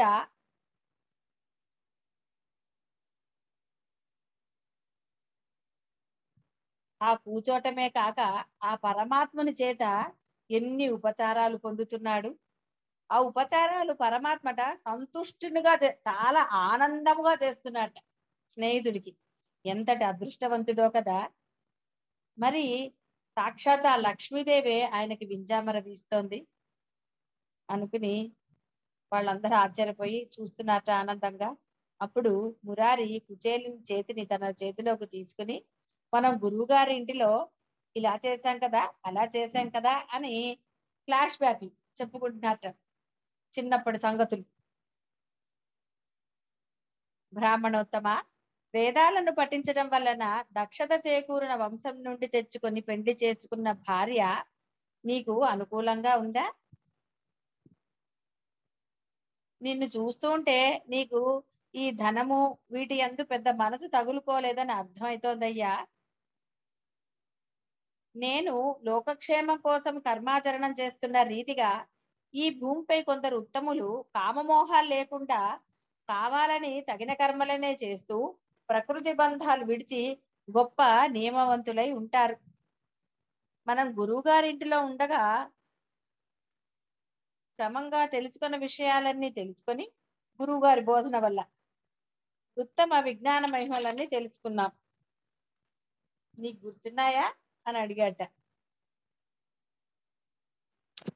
మన గురువు గారు చాలా గొప్పవారు కదా. అజ్ఞానం అనే చీకట్లను పోగొట్టే గొప్ప దీపం. అవ్యయమైన బ్రహ్మజ్ఞానాన్ని అనుభవించే సత్వగుణ భరితుడు. సత్కర్మలు చేయడంలో ఆసక్తి కలవాడు మన గురువు. గొప్ప బ్రాహ్మణోత్తముడు, పుణ్యాత్ముడు, పండితుల చేత కీర్తించబడుతూ ఉండేవాడు కదా గురువు గారు అని చెప్పాడు. ఆ మహానుభావుని కారణంగానే అన్ని వర్ణాల వారికి, అన్ని ఆశ్రమాల వారికి నేను జ్ఞానాన్ని ఇచ్చే గురువునై ఉన్నాను అన్నాడు. చూసారా? అంతేగాని తాను పరమాత్మ కాబట్టి గురువు అని చెప్పట్లా. ఆ గురువు యొక్క బోధనల వలన ఈ రోజు నేను 10 మందికి జ్ఞానాన్ని ఇస్తున్నాను అన్నాడు. చూడండి, ఆ కృష్ణ పరమాత్మ సాక్షాత్ జగద్గురు అయ్యి తన గురువుకి ఆ క్రెడిట్ ఇచ్చాడు. అయినా గురువును మనము మర్చిపోరాదు కదా. ఎప్పుడు కూడా ఆయన్ని కీర్తిస్తూనే ఉండాలి కదా. అంటే ఆయన్ని స్తుతించాలి కదా మరి అన్నాడు. బ్రాహ్మణులందరికీ నేను ముఖ్యుడను.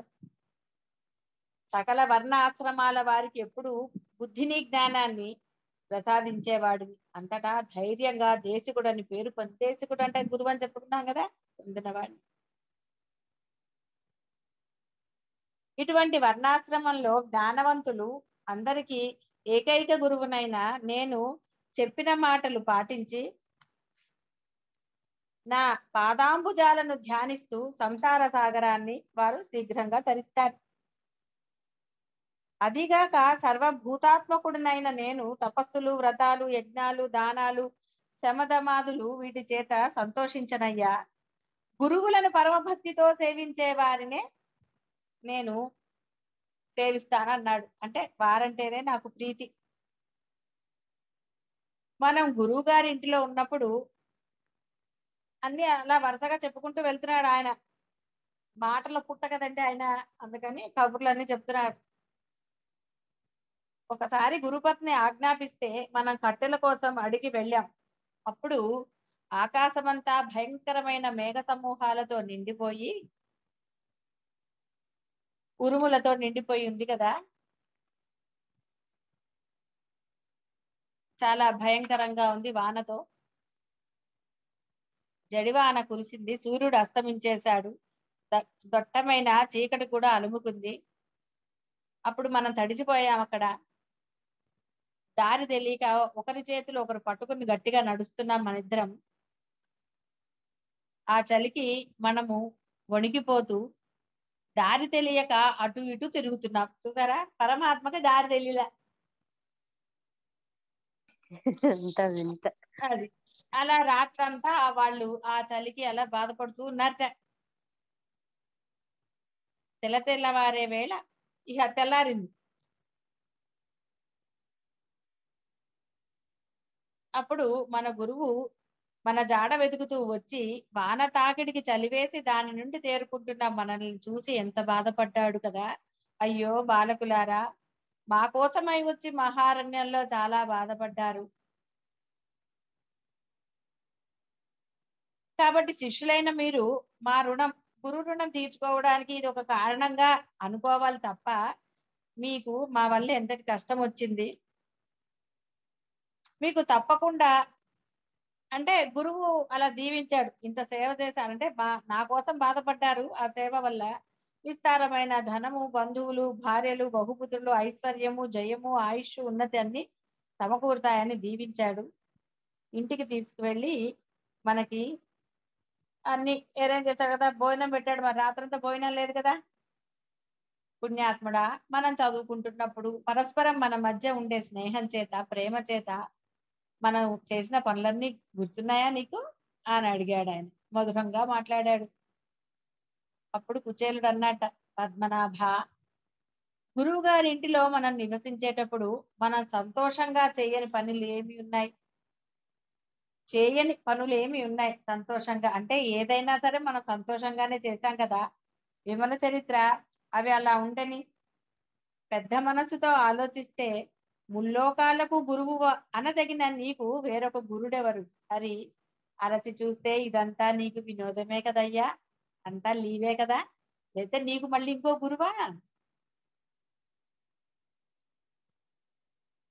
మనసులో అభిప్రాయాన్ని సూచిస్తూ పలికిన మాటలు విని అన్ని భావాలు తెలుసుకోగలిగిన పద్మాక్షుడు చిరునవ్వుతో అందమైన ముఖంతో అతన్ని చూసి, నీవు ఇక్కడికి వచ్చేటప్పుడు నా మీద ఉన్న భక్తితో, ప్రేమతో నాకేదో కానుక తెచ్చే ఉంటావు కదా, ఏం తెచ్చావు? నువ్వేమి దాని గురించి ఆలోచించకు. ఏదైనా సరే నేను చాలా గొప్పగా భావిస్తాను. నీచుడై నా పట్ల భక్తి లేని దుష్టాత్ముడు మేరు పర్వతం వంటి పదార్థం ఇచ్చినా అది నాకు అక్కర్లేదన్నట్టు. చూడండి ఎంత బాగా చెప్పాడు. భక్తితో ప్రేమగా నాకు తెచ్చే ఉంటావు కదా, అది ఎలాంటిదైనా సరే నేను చాలా విలువైనదిగా భావిస్తానయ్యా. అలా కాక నీచుడై నా పట్ల ఏమాత్రం భక్తి లేక, అంటే ధనవంతుణ్ణి అన్న గర్వంతో నేను నేను కాబట్టి ఇస్తున్నాను అన్న గర్వం, నీచత్వం అంటే ఏంటి? అదే కదా.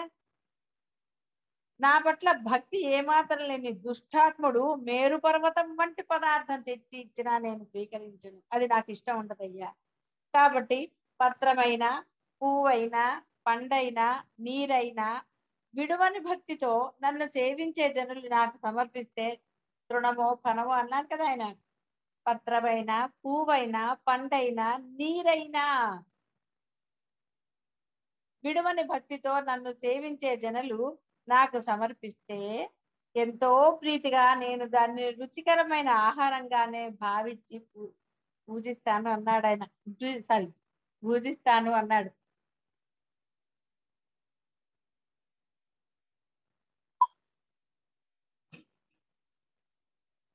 కాబట్టి పరమాత్మకి ఎలా సమర్పించాలో తెలుసుకోండి చాలు. ఏంటి ఇస్తున్నాము, ఎంత గొప్పగా ఇస్తున్నాము, పక్క వాళ్ళకన్నా గొప్పగా ఇస్తున్నావా, మనది ఎక్కువగా ఉందా, అది కాదు. నీ మనసు అందులో లగ్నమైందా లేదా, నీవు ఇష్టపూర్తిగా మనస వాచ కర్మణ ఇస్తున్నావా లేదా. పక్కవాడిదా అది నీకు అనవసరం. ఏదో ఒకటిలే అని కాదు, నీవు ఏది ఇచ్చినా సరే ఇష్టపూర్తిగా, భక్తిగా, ఇష్టముగా, ప్రేమగా, అభిమానంగా ఇవ్వాలి. ఇవ్వకపోతే అని ఎప్పుడు ఇవ్వకండి. బాగుండదు, అందరూ ఇస్తారు కదా, నేను ఇవ్వకపోతే ఎట్లా అని ఎప్పుడూ తలచకండి. పరమాత్మకైనా గురువులకైనా మీరు సమర్పించే దానిలో మీ మనసు తెలుస్తుంది. ఇవ్వాలని ఎక్కడా రూల్ లేదు. అయితే శాస్త్రం చెప్పింది ఈ ఒట్టి చేతులతో వెళ్ళరాదని.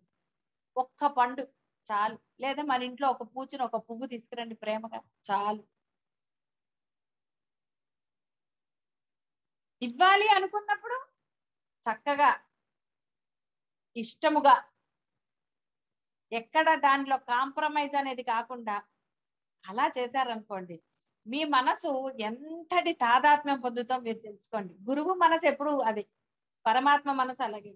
కానీ మీరు ఎప్పుడైతే మనపూర్వకంగా ఇస్తారో, తృణమో ఫలమో ఏదైనా సరే మీరు ఇచ్చేది, మీరు ఎప్పుడైతే ఆ మనస్సుకి ఇష్టంగా ఇస్తే అప్పుడు మీరు పొందే బ్రహ్మానందం ఒక్కసారి అనుభవించడం మీకు తెలుస్తుంది.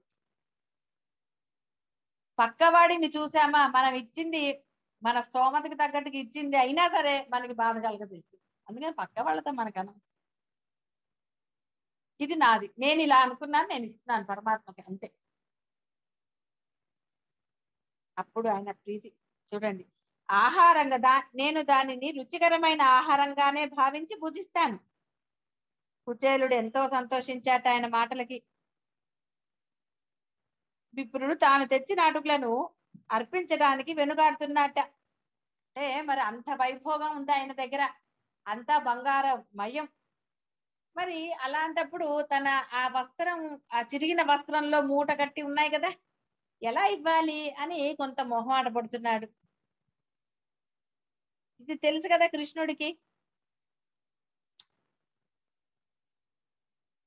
పూర్వజన్మలో ఇతడు ఐశ్వర్యాన్ని కోరుకుని నన్ను పూజించలేదు. చూడండి, పూర్వజన్మలో అతను ధనము ధనము అని అందులో పడి పరమాత్మని అసలు పూజించలేదు భక్తిగా.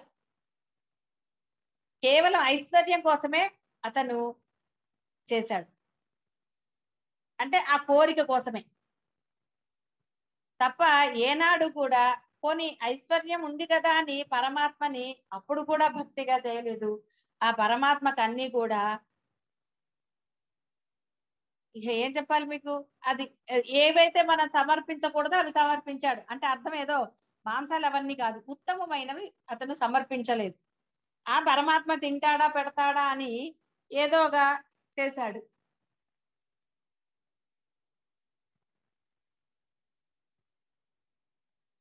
అందుకని ఈ ఈ దాంట్లో దారిద్ర్యం అనుభవిస్తున్నాడయ్యా అని అతనికి అనుకుని, అయినా ఈ కుచేలుడు తన కోసం రాలేదు, తన భార్య ముఖం విప్పారడానికి నా దగ్గరికి వచ్చాడు. ఇంద్రాదులకు కూడా పొందరాని బహువిధాలైన సంపద్విశేషాలు ఈ క్షణమే అతనికి చేకూరాలని మనసులో సంకల్పించాట. ఇప్పటికి కూడా అతనేమి తనకు ఐశ్వర్యం కావాలని రాలేదు, తన భార్య కోరింది, పిల్లల కోసం అని వచ్చాడు అని అతను కరుణా సముద్రుడు కదండి పరమాత్మ.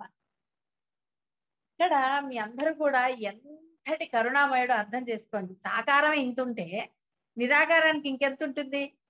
కాబట్టి మనం దాన్ని అర్థం చేసుకుని కొంత ప్రయత్నం ఇష్టపూర్తిగా చెయ్యండి, శ్రద్ధాపూర్వకంగా కొంత ప్రయత్నం చెయ్యండి. చేస్తే మిగతాదంతా ఆ కరుణా సముద్రుడు చేస్తారు. ఆ బ్రహ్మ మార్గాన్ని మనకి అరచేతిలో ఉసిరికాయ వల్ల తెచ్చిపెడతారు. సాకారంలో ఎంతటి కరుణ చూపిస్తున్నాడో ఒక్కొక్కరి దగ్గర, రాక్షసులైనా సరే, బీదవాళ్ళైనా సరే, ఎవరైనా సరే ఆయన ఎలా ఉంటున్నారు ఆ పరబ్రహ్మ. మరి నిరాకారం అన్నప్పుడు ఇంత కరుణ మనకు ఆల్రెడీ చూపించేశాడు. ఆయన ఏమి ఇప్పుడు కొత్తగా మనకు చూపించాల్సింది కాదు, అసలు చూపించేశాడు. దానిని మనము గుర్తించి గ్రహించి ఆయన దగ్గర ఉండమంటున్నాడు అంతే. మనం గుర్తించాము, గ్రహించాము, ఉండటమే కొంచెం కుదరట్లేదు. నువ్వు ఉండటం ఒక్కటి ప్రాక్టీస్ చేయి ప్రయత్నపూర్వకంగా, తర్వాత తనే ఉంచేసుకుంటాడు, ఇక పంపించండి. నీవు ఉండటానికి కొంత ప్రయత్నం చెయ్యి, నీకు ఇచ్చాడు కాబట్టి. అవయవాలు ఇచ్చాడు కదా, ఇంద్రియాలు ఇచ్చాడు కాబట్టి ఆ ఇంద్రియాలతో నువ్వు కొంత ప్రయత్నం చేస్తే ఆయన తప్పకుండా నిన్ను తన దగ్గరే ఉంచేసుకుంటాడు. నువ్వు వెళ్ళినా వెళ్ళనివ్వడు, అసలు వెళ్ళాలన్న బుద్ధి నీకు కలగనివ్వడు ఆయన. చేస్తామమ్మా. అతడు అలాగే చేస్తాం. తిరిగిపోయిన పంచకొంగున మూట కట్టి తెచ్చిన ఆ అటుకుల మూటను చూసి, అరే ఏదో తెచ్చావే అని పద్మంలాంటి తన చేతితో విప్పి అటుకులు కొన్ని పుచ్చుకుని, ఇవే సకల లోకాలను నన్ను బాగా తృప్తిపరచగలవు అని నోట్లో పెట్టుకున్నట్ట.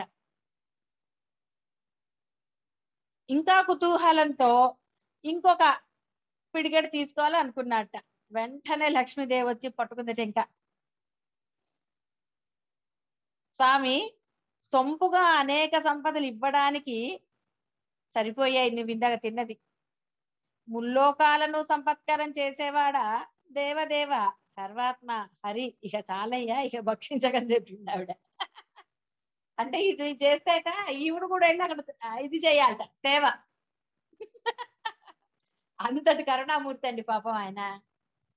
లక్ష్మీదేవి వెళ్ళి ఇప్పుడు ఆ కుచేలుడికి సేవ చేయాలట, ఈయన ఈ అటుకులు కూడా భుజిస్తే. ఇప్పటికే అక్కడ వైకుంఠంలో ఉన్నంత ఐశ్వర్యం ఆయనకి చేకూరింది. అందుకని ఇక చాలయ్యా అని చెప్పింది. సరే అన్నాడు ఆయన.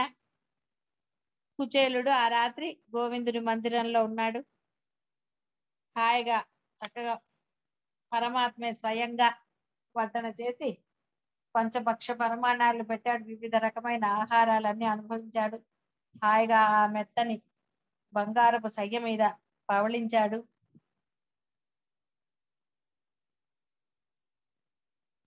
సరే మర్నాడు పొద్దునే లేచాడు. అన్ని కాలకృత్యాలు తీర్చేసుకుని ఇక నేను వెళ్ళొస్తాను స్వామి అని చెప్పాడు. లక్ష్మీపతి అతన్ని కొంత దూరం వరకు వచ్చి సాగనంపట్టు. చూడండి, సరే వెళ్ళిరాబోయ్ అల్లా చక్కగా కొంత దూరం వరకు వచ్చి సాగనంపేట. వీడుకోలు తీసుకుని వెళ్ళాడు. అప్పుడు ఈ కుచేరుడు అనుకుంటున్నట్ట, నందనందనుని చూసిన ఆనందంలో మునిగిపోతూ, చూడగా నా పుణ్యం ఎలాంటిదో గాని ఆ పుణ్యాత్ముని, ప్రశాంతుని, అచ్యుతుని, అఖిల వ్యాపకుని, బ్రహ్మవేత్తను, జ్ఞానస్వరూపిని, పురుషోత్తముని, పరాత్పరుణ్ణి చూడగలిగాను. చూడండి, అక్కడా కూడా భార్య అడిగింది అడగలేకపోయానని, ఆయన నాకేం ఇవ్వలేదని కూడా మనసుకి ఖేదం కలగల ఆయనకి. పరమాత్మను చూసిన ఆనందం చూసారా, తుచ్చమైన ఇది అతనికి గుర్తు రాలేదు. మామూలుగా ఆలోచించి చూస్తే దరిద్రుడనైన నేనెక్కడ, నిఖిల భూతలానికి ఈశ్వరైన ఆ లక్ష్మీదేవికి ప్రీతితో నిత్యము నివాస స్థానమైన ఆ వాసుదేవుడు ఎక్కడ, ఎంతో కావలసిన వాడిలా, తోడబుట్టిన వాడిలా నన్ను కౌగలించుకుని నన్ను దైవంగా భావించి తన చెయ్య మీదనే కూర్చోబెట్టి సదాచారాలన్నీ చేశాడు. అందమైన తన భార్య పద్మం వంటి చేతితో చామరాన్ని పట్టి వీచగా నా శ్రమంతా పోయేటట్టు చేశాడు కదా.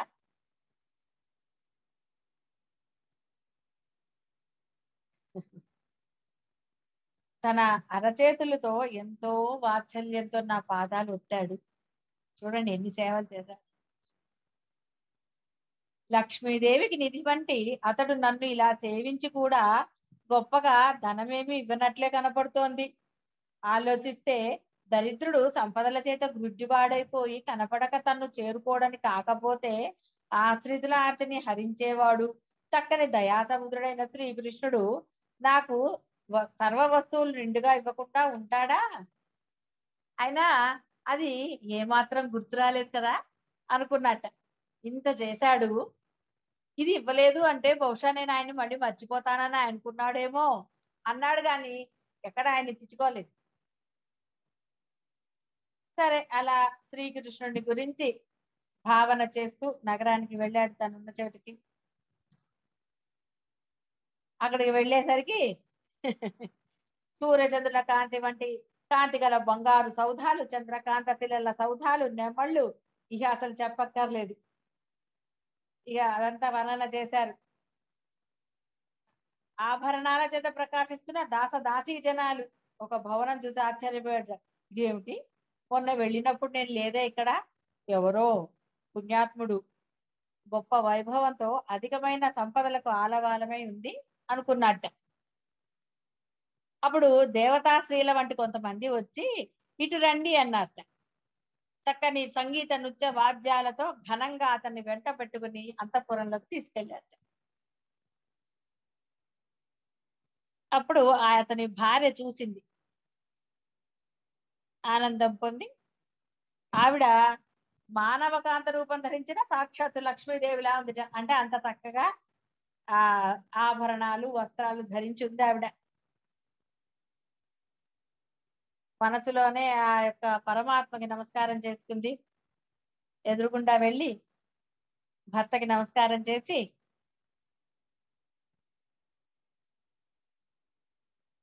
అప్పుడు చూశాట ఆ బ్రాహ్మణుడు ఎవరు ఏవిడా అని. చూసి ఆశ్చర్యపోయాట, ఇదేమిటి ఇంత ఐశ్వర్యం ఇచ్చాడా, నేనేమి ఇవ్వకుండానే ఆ స్వామి అని ఆశ్చర్యపోయి మంచి భక్తుడయ్యి ఇద్దరు కూడా వైభవంగా ఉన్నారు.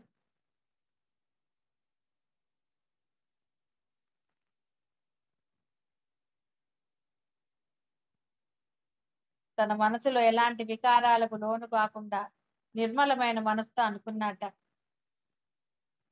ఇంతకాలం భరింపరాని దారిద్ర్య దుఃఖం అనే సముద్రంలో మునిగిపోయిన నాకు చివరికి కలిగిన ఈ వైభవంతో ఇప్పుడు ఎంచి చూస్తే కొత్తగా వచ్చిన ఈ సంపదలన్నీ నాకు దక్కడం హరి యొక్క దయాదృష్టి చేతనే కదా. నన్ను గురించి గాని నా వృత్తాంతం గురించి గాని తన మనసులో తెలిసి కూడా దాని గురించి ఏమీ మాట్లాడకుండా నన్ను వెళ్ళిరమని ఈ సంపదలన్నీ చక్కగా నాకు సమకూర్చి నన్ను వాటికి అధిపతి చేశాడు ఆ పరమాత్మ. అటువంటి పురుషోత్తముడు భక్తి నిష్ట గల సజ్జనులు ఏ కొద్ది పదార్థమైనా చూసారా, అటువంటి పురుషోత్తముడు భక్తి నిష్ట గల సజ్జనులు ఏ కొద్ది పదార్థమైనా భక్తిపూర్వకంగా సమర్పిస్తే అది కోటి రెట్లుగా స్వీకరించి మన్నిస్తారు అనడానికి ఇదే నిదర్శనమయ్యా. మట్టి కొట్టుకుపోయిన శరీరము చిరిగిపోయిన బట్టలు చూసి మనసులో జుగుప్స పడక, మరి ఆయన ఎంత వైభవంగా ఉన్నాడు, ఆయన పరమాత్మ సకల ఆభరణాలు ధరించి ఉన్నాడు. మరి ఇతను నా చేతిలో ఉన్న అటుకులు ఆదరంగా తిని నన్ను కృతార్థుని చేయడం అతనికి గల నిష్కారణమైన దయ్యే కదా. చూసారా, కారణం లేకుండా చేస్తాడు పరమాత్మ. ఏ కారణము లేదు, గ్రహించుకుని చేశాడు. ఒక్క మాట అడగలేదు, ఏముంది దారిద్రంగా ఉన్నావా, ఏమన్నా ఇమ్మంటావా అని అలా అడగలేదు. గ్రహించుకుని ఏ సహాయం చేయాలి అది అంది గొప్పతనం. ఎవరికైనా నీవు సహాయం చేయదలుచుకుంటే వారిని అడిగి చెయ్యక్కర్లా, నువ్వు చేసే నీ మనసుతోటి గుర్తెట్టుకోవచ్చు.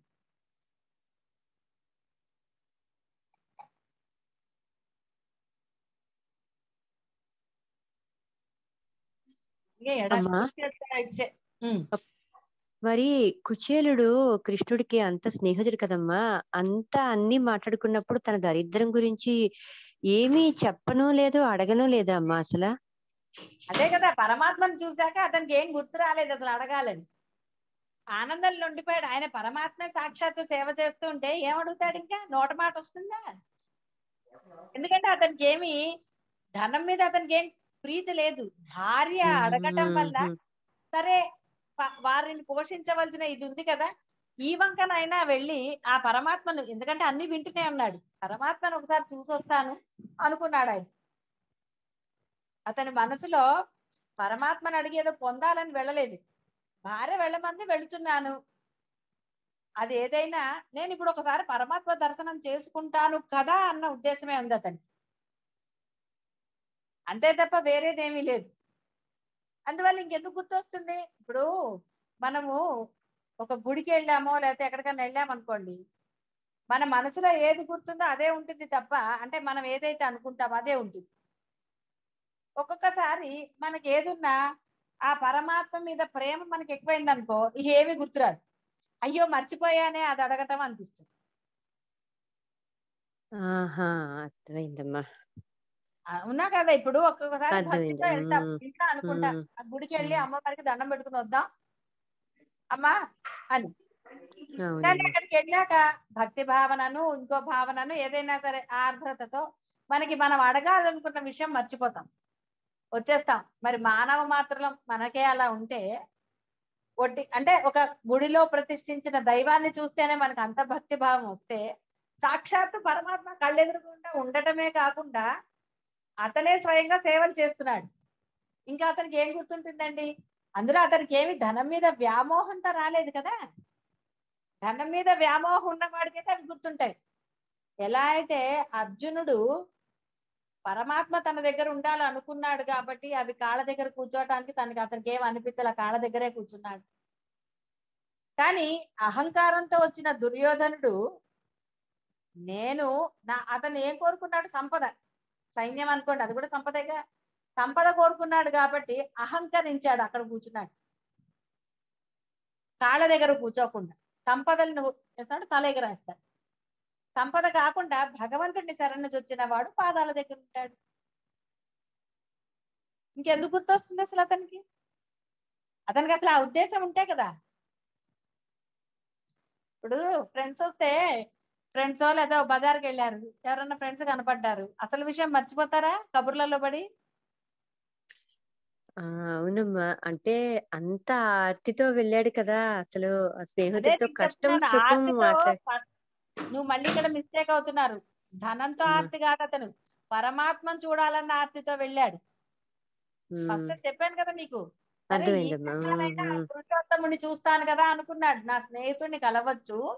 అంతకన్నా మిన్నగా అతను ఇప్పుడు పరమాత్మ కదా. అంటే ఆ చిన్నప్పుడు వాళ్ళకి ఏం తెలుస్తుంది అతను పరమాత్మని? అది గ్రహించలేని వయసు కదా. అందువల్ల అవునమ్మా. ఇప్పుడు అతను పరమాత్మ కాబట్టి గుర్తించాడు ఇప్పుడు పరమాత్మను చూస్తున్నానన్న ఆర్తితో వెళ్ళాడు. అందుకని అది ఆర్తే తపస్సు, తపనే మళ్ళీ తపస్సు.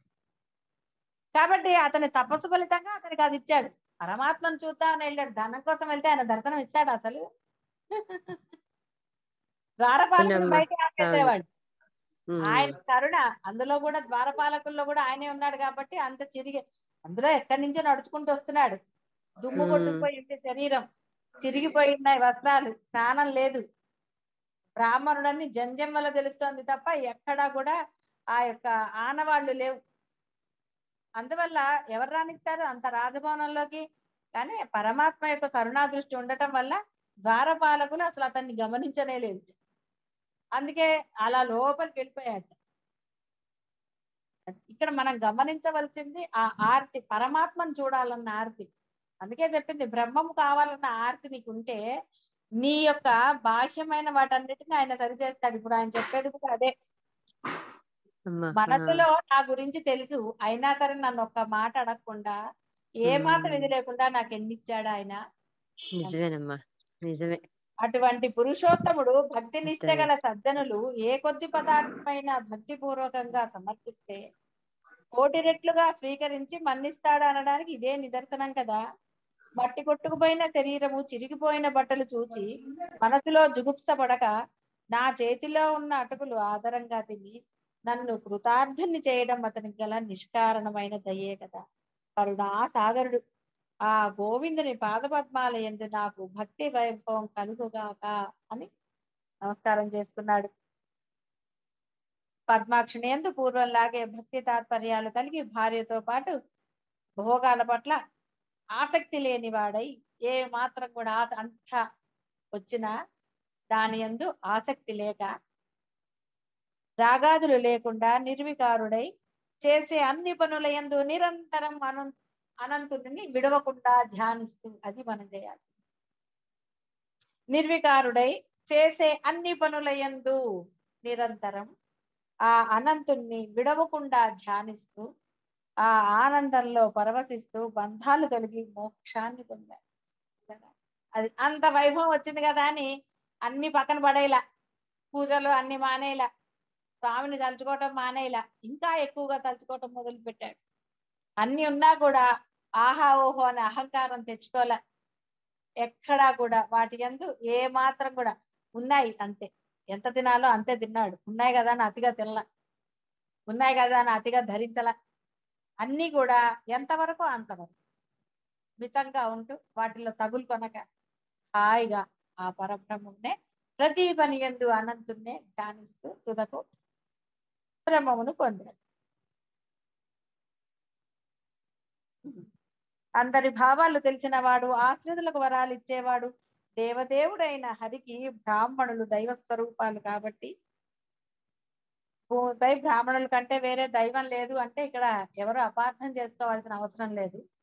నిష్ట కలిగిన బ్రాహ్మణులు అని అర్థం. అంటే విధిని, వాళ్ళ యొక్క ఆ ధర్మాన్ని పాటించేవారు.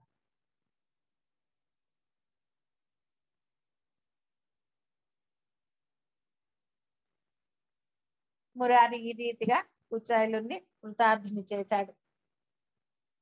కాబట్టి మనం అందరం కూడా సరే, రేపు వేరే కథ చెప్పుకుందాం. ఇవాళకి ఇక్కడికి ఆపేద్దాం. అందరం కూడా ఇక్కడ మనం అర్థం చేసుకోవాల్సిన ఆ భక్తనండి నిరాకార బ్రహ్మము కరుణా స్వరూపుడు అది అర్థం చేసుకుని ఆ విధంగా అందరూ కూడా ఆ నిర్మలమైన మనస్సుతోటి ఆ బ్రహ్మాన్ని సేవించండి. కొంత ప్రయత్నం ఇష్టపూర్వకంగా భక్తి శ్రద్ధలతో మీరు చేస్తే తప్పక ఆ పరబ్రహ్మ మిమ్మల్ని అనుగ్రహిస్తాడు. శుభం భూయాత్. స్వస్తి. అలాగే తల్లి, తప్పకుండా పాదాభివందనాలమ్మా. పాదాభివందనాలమ్మా. నమస్తే అమ్మా.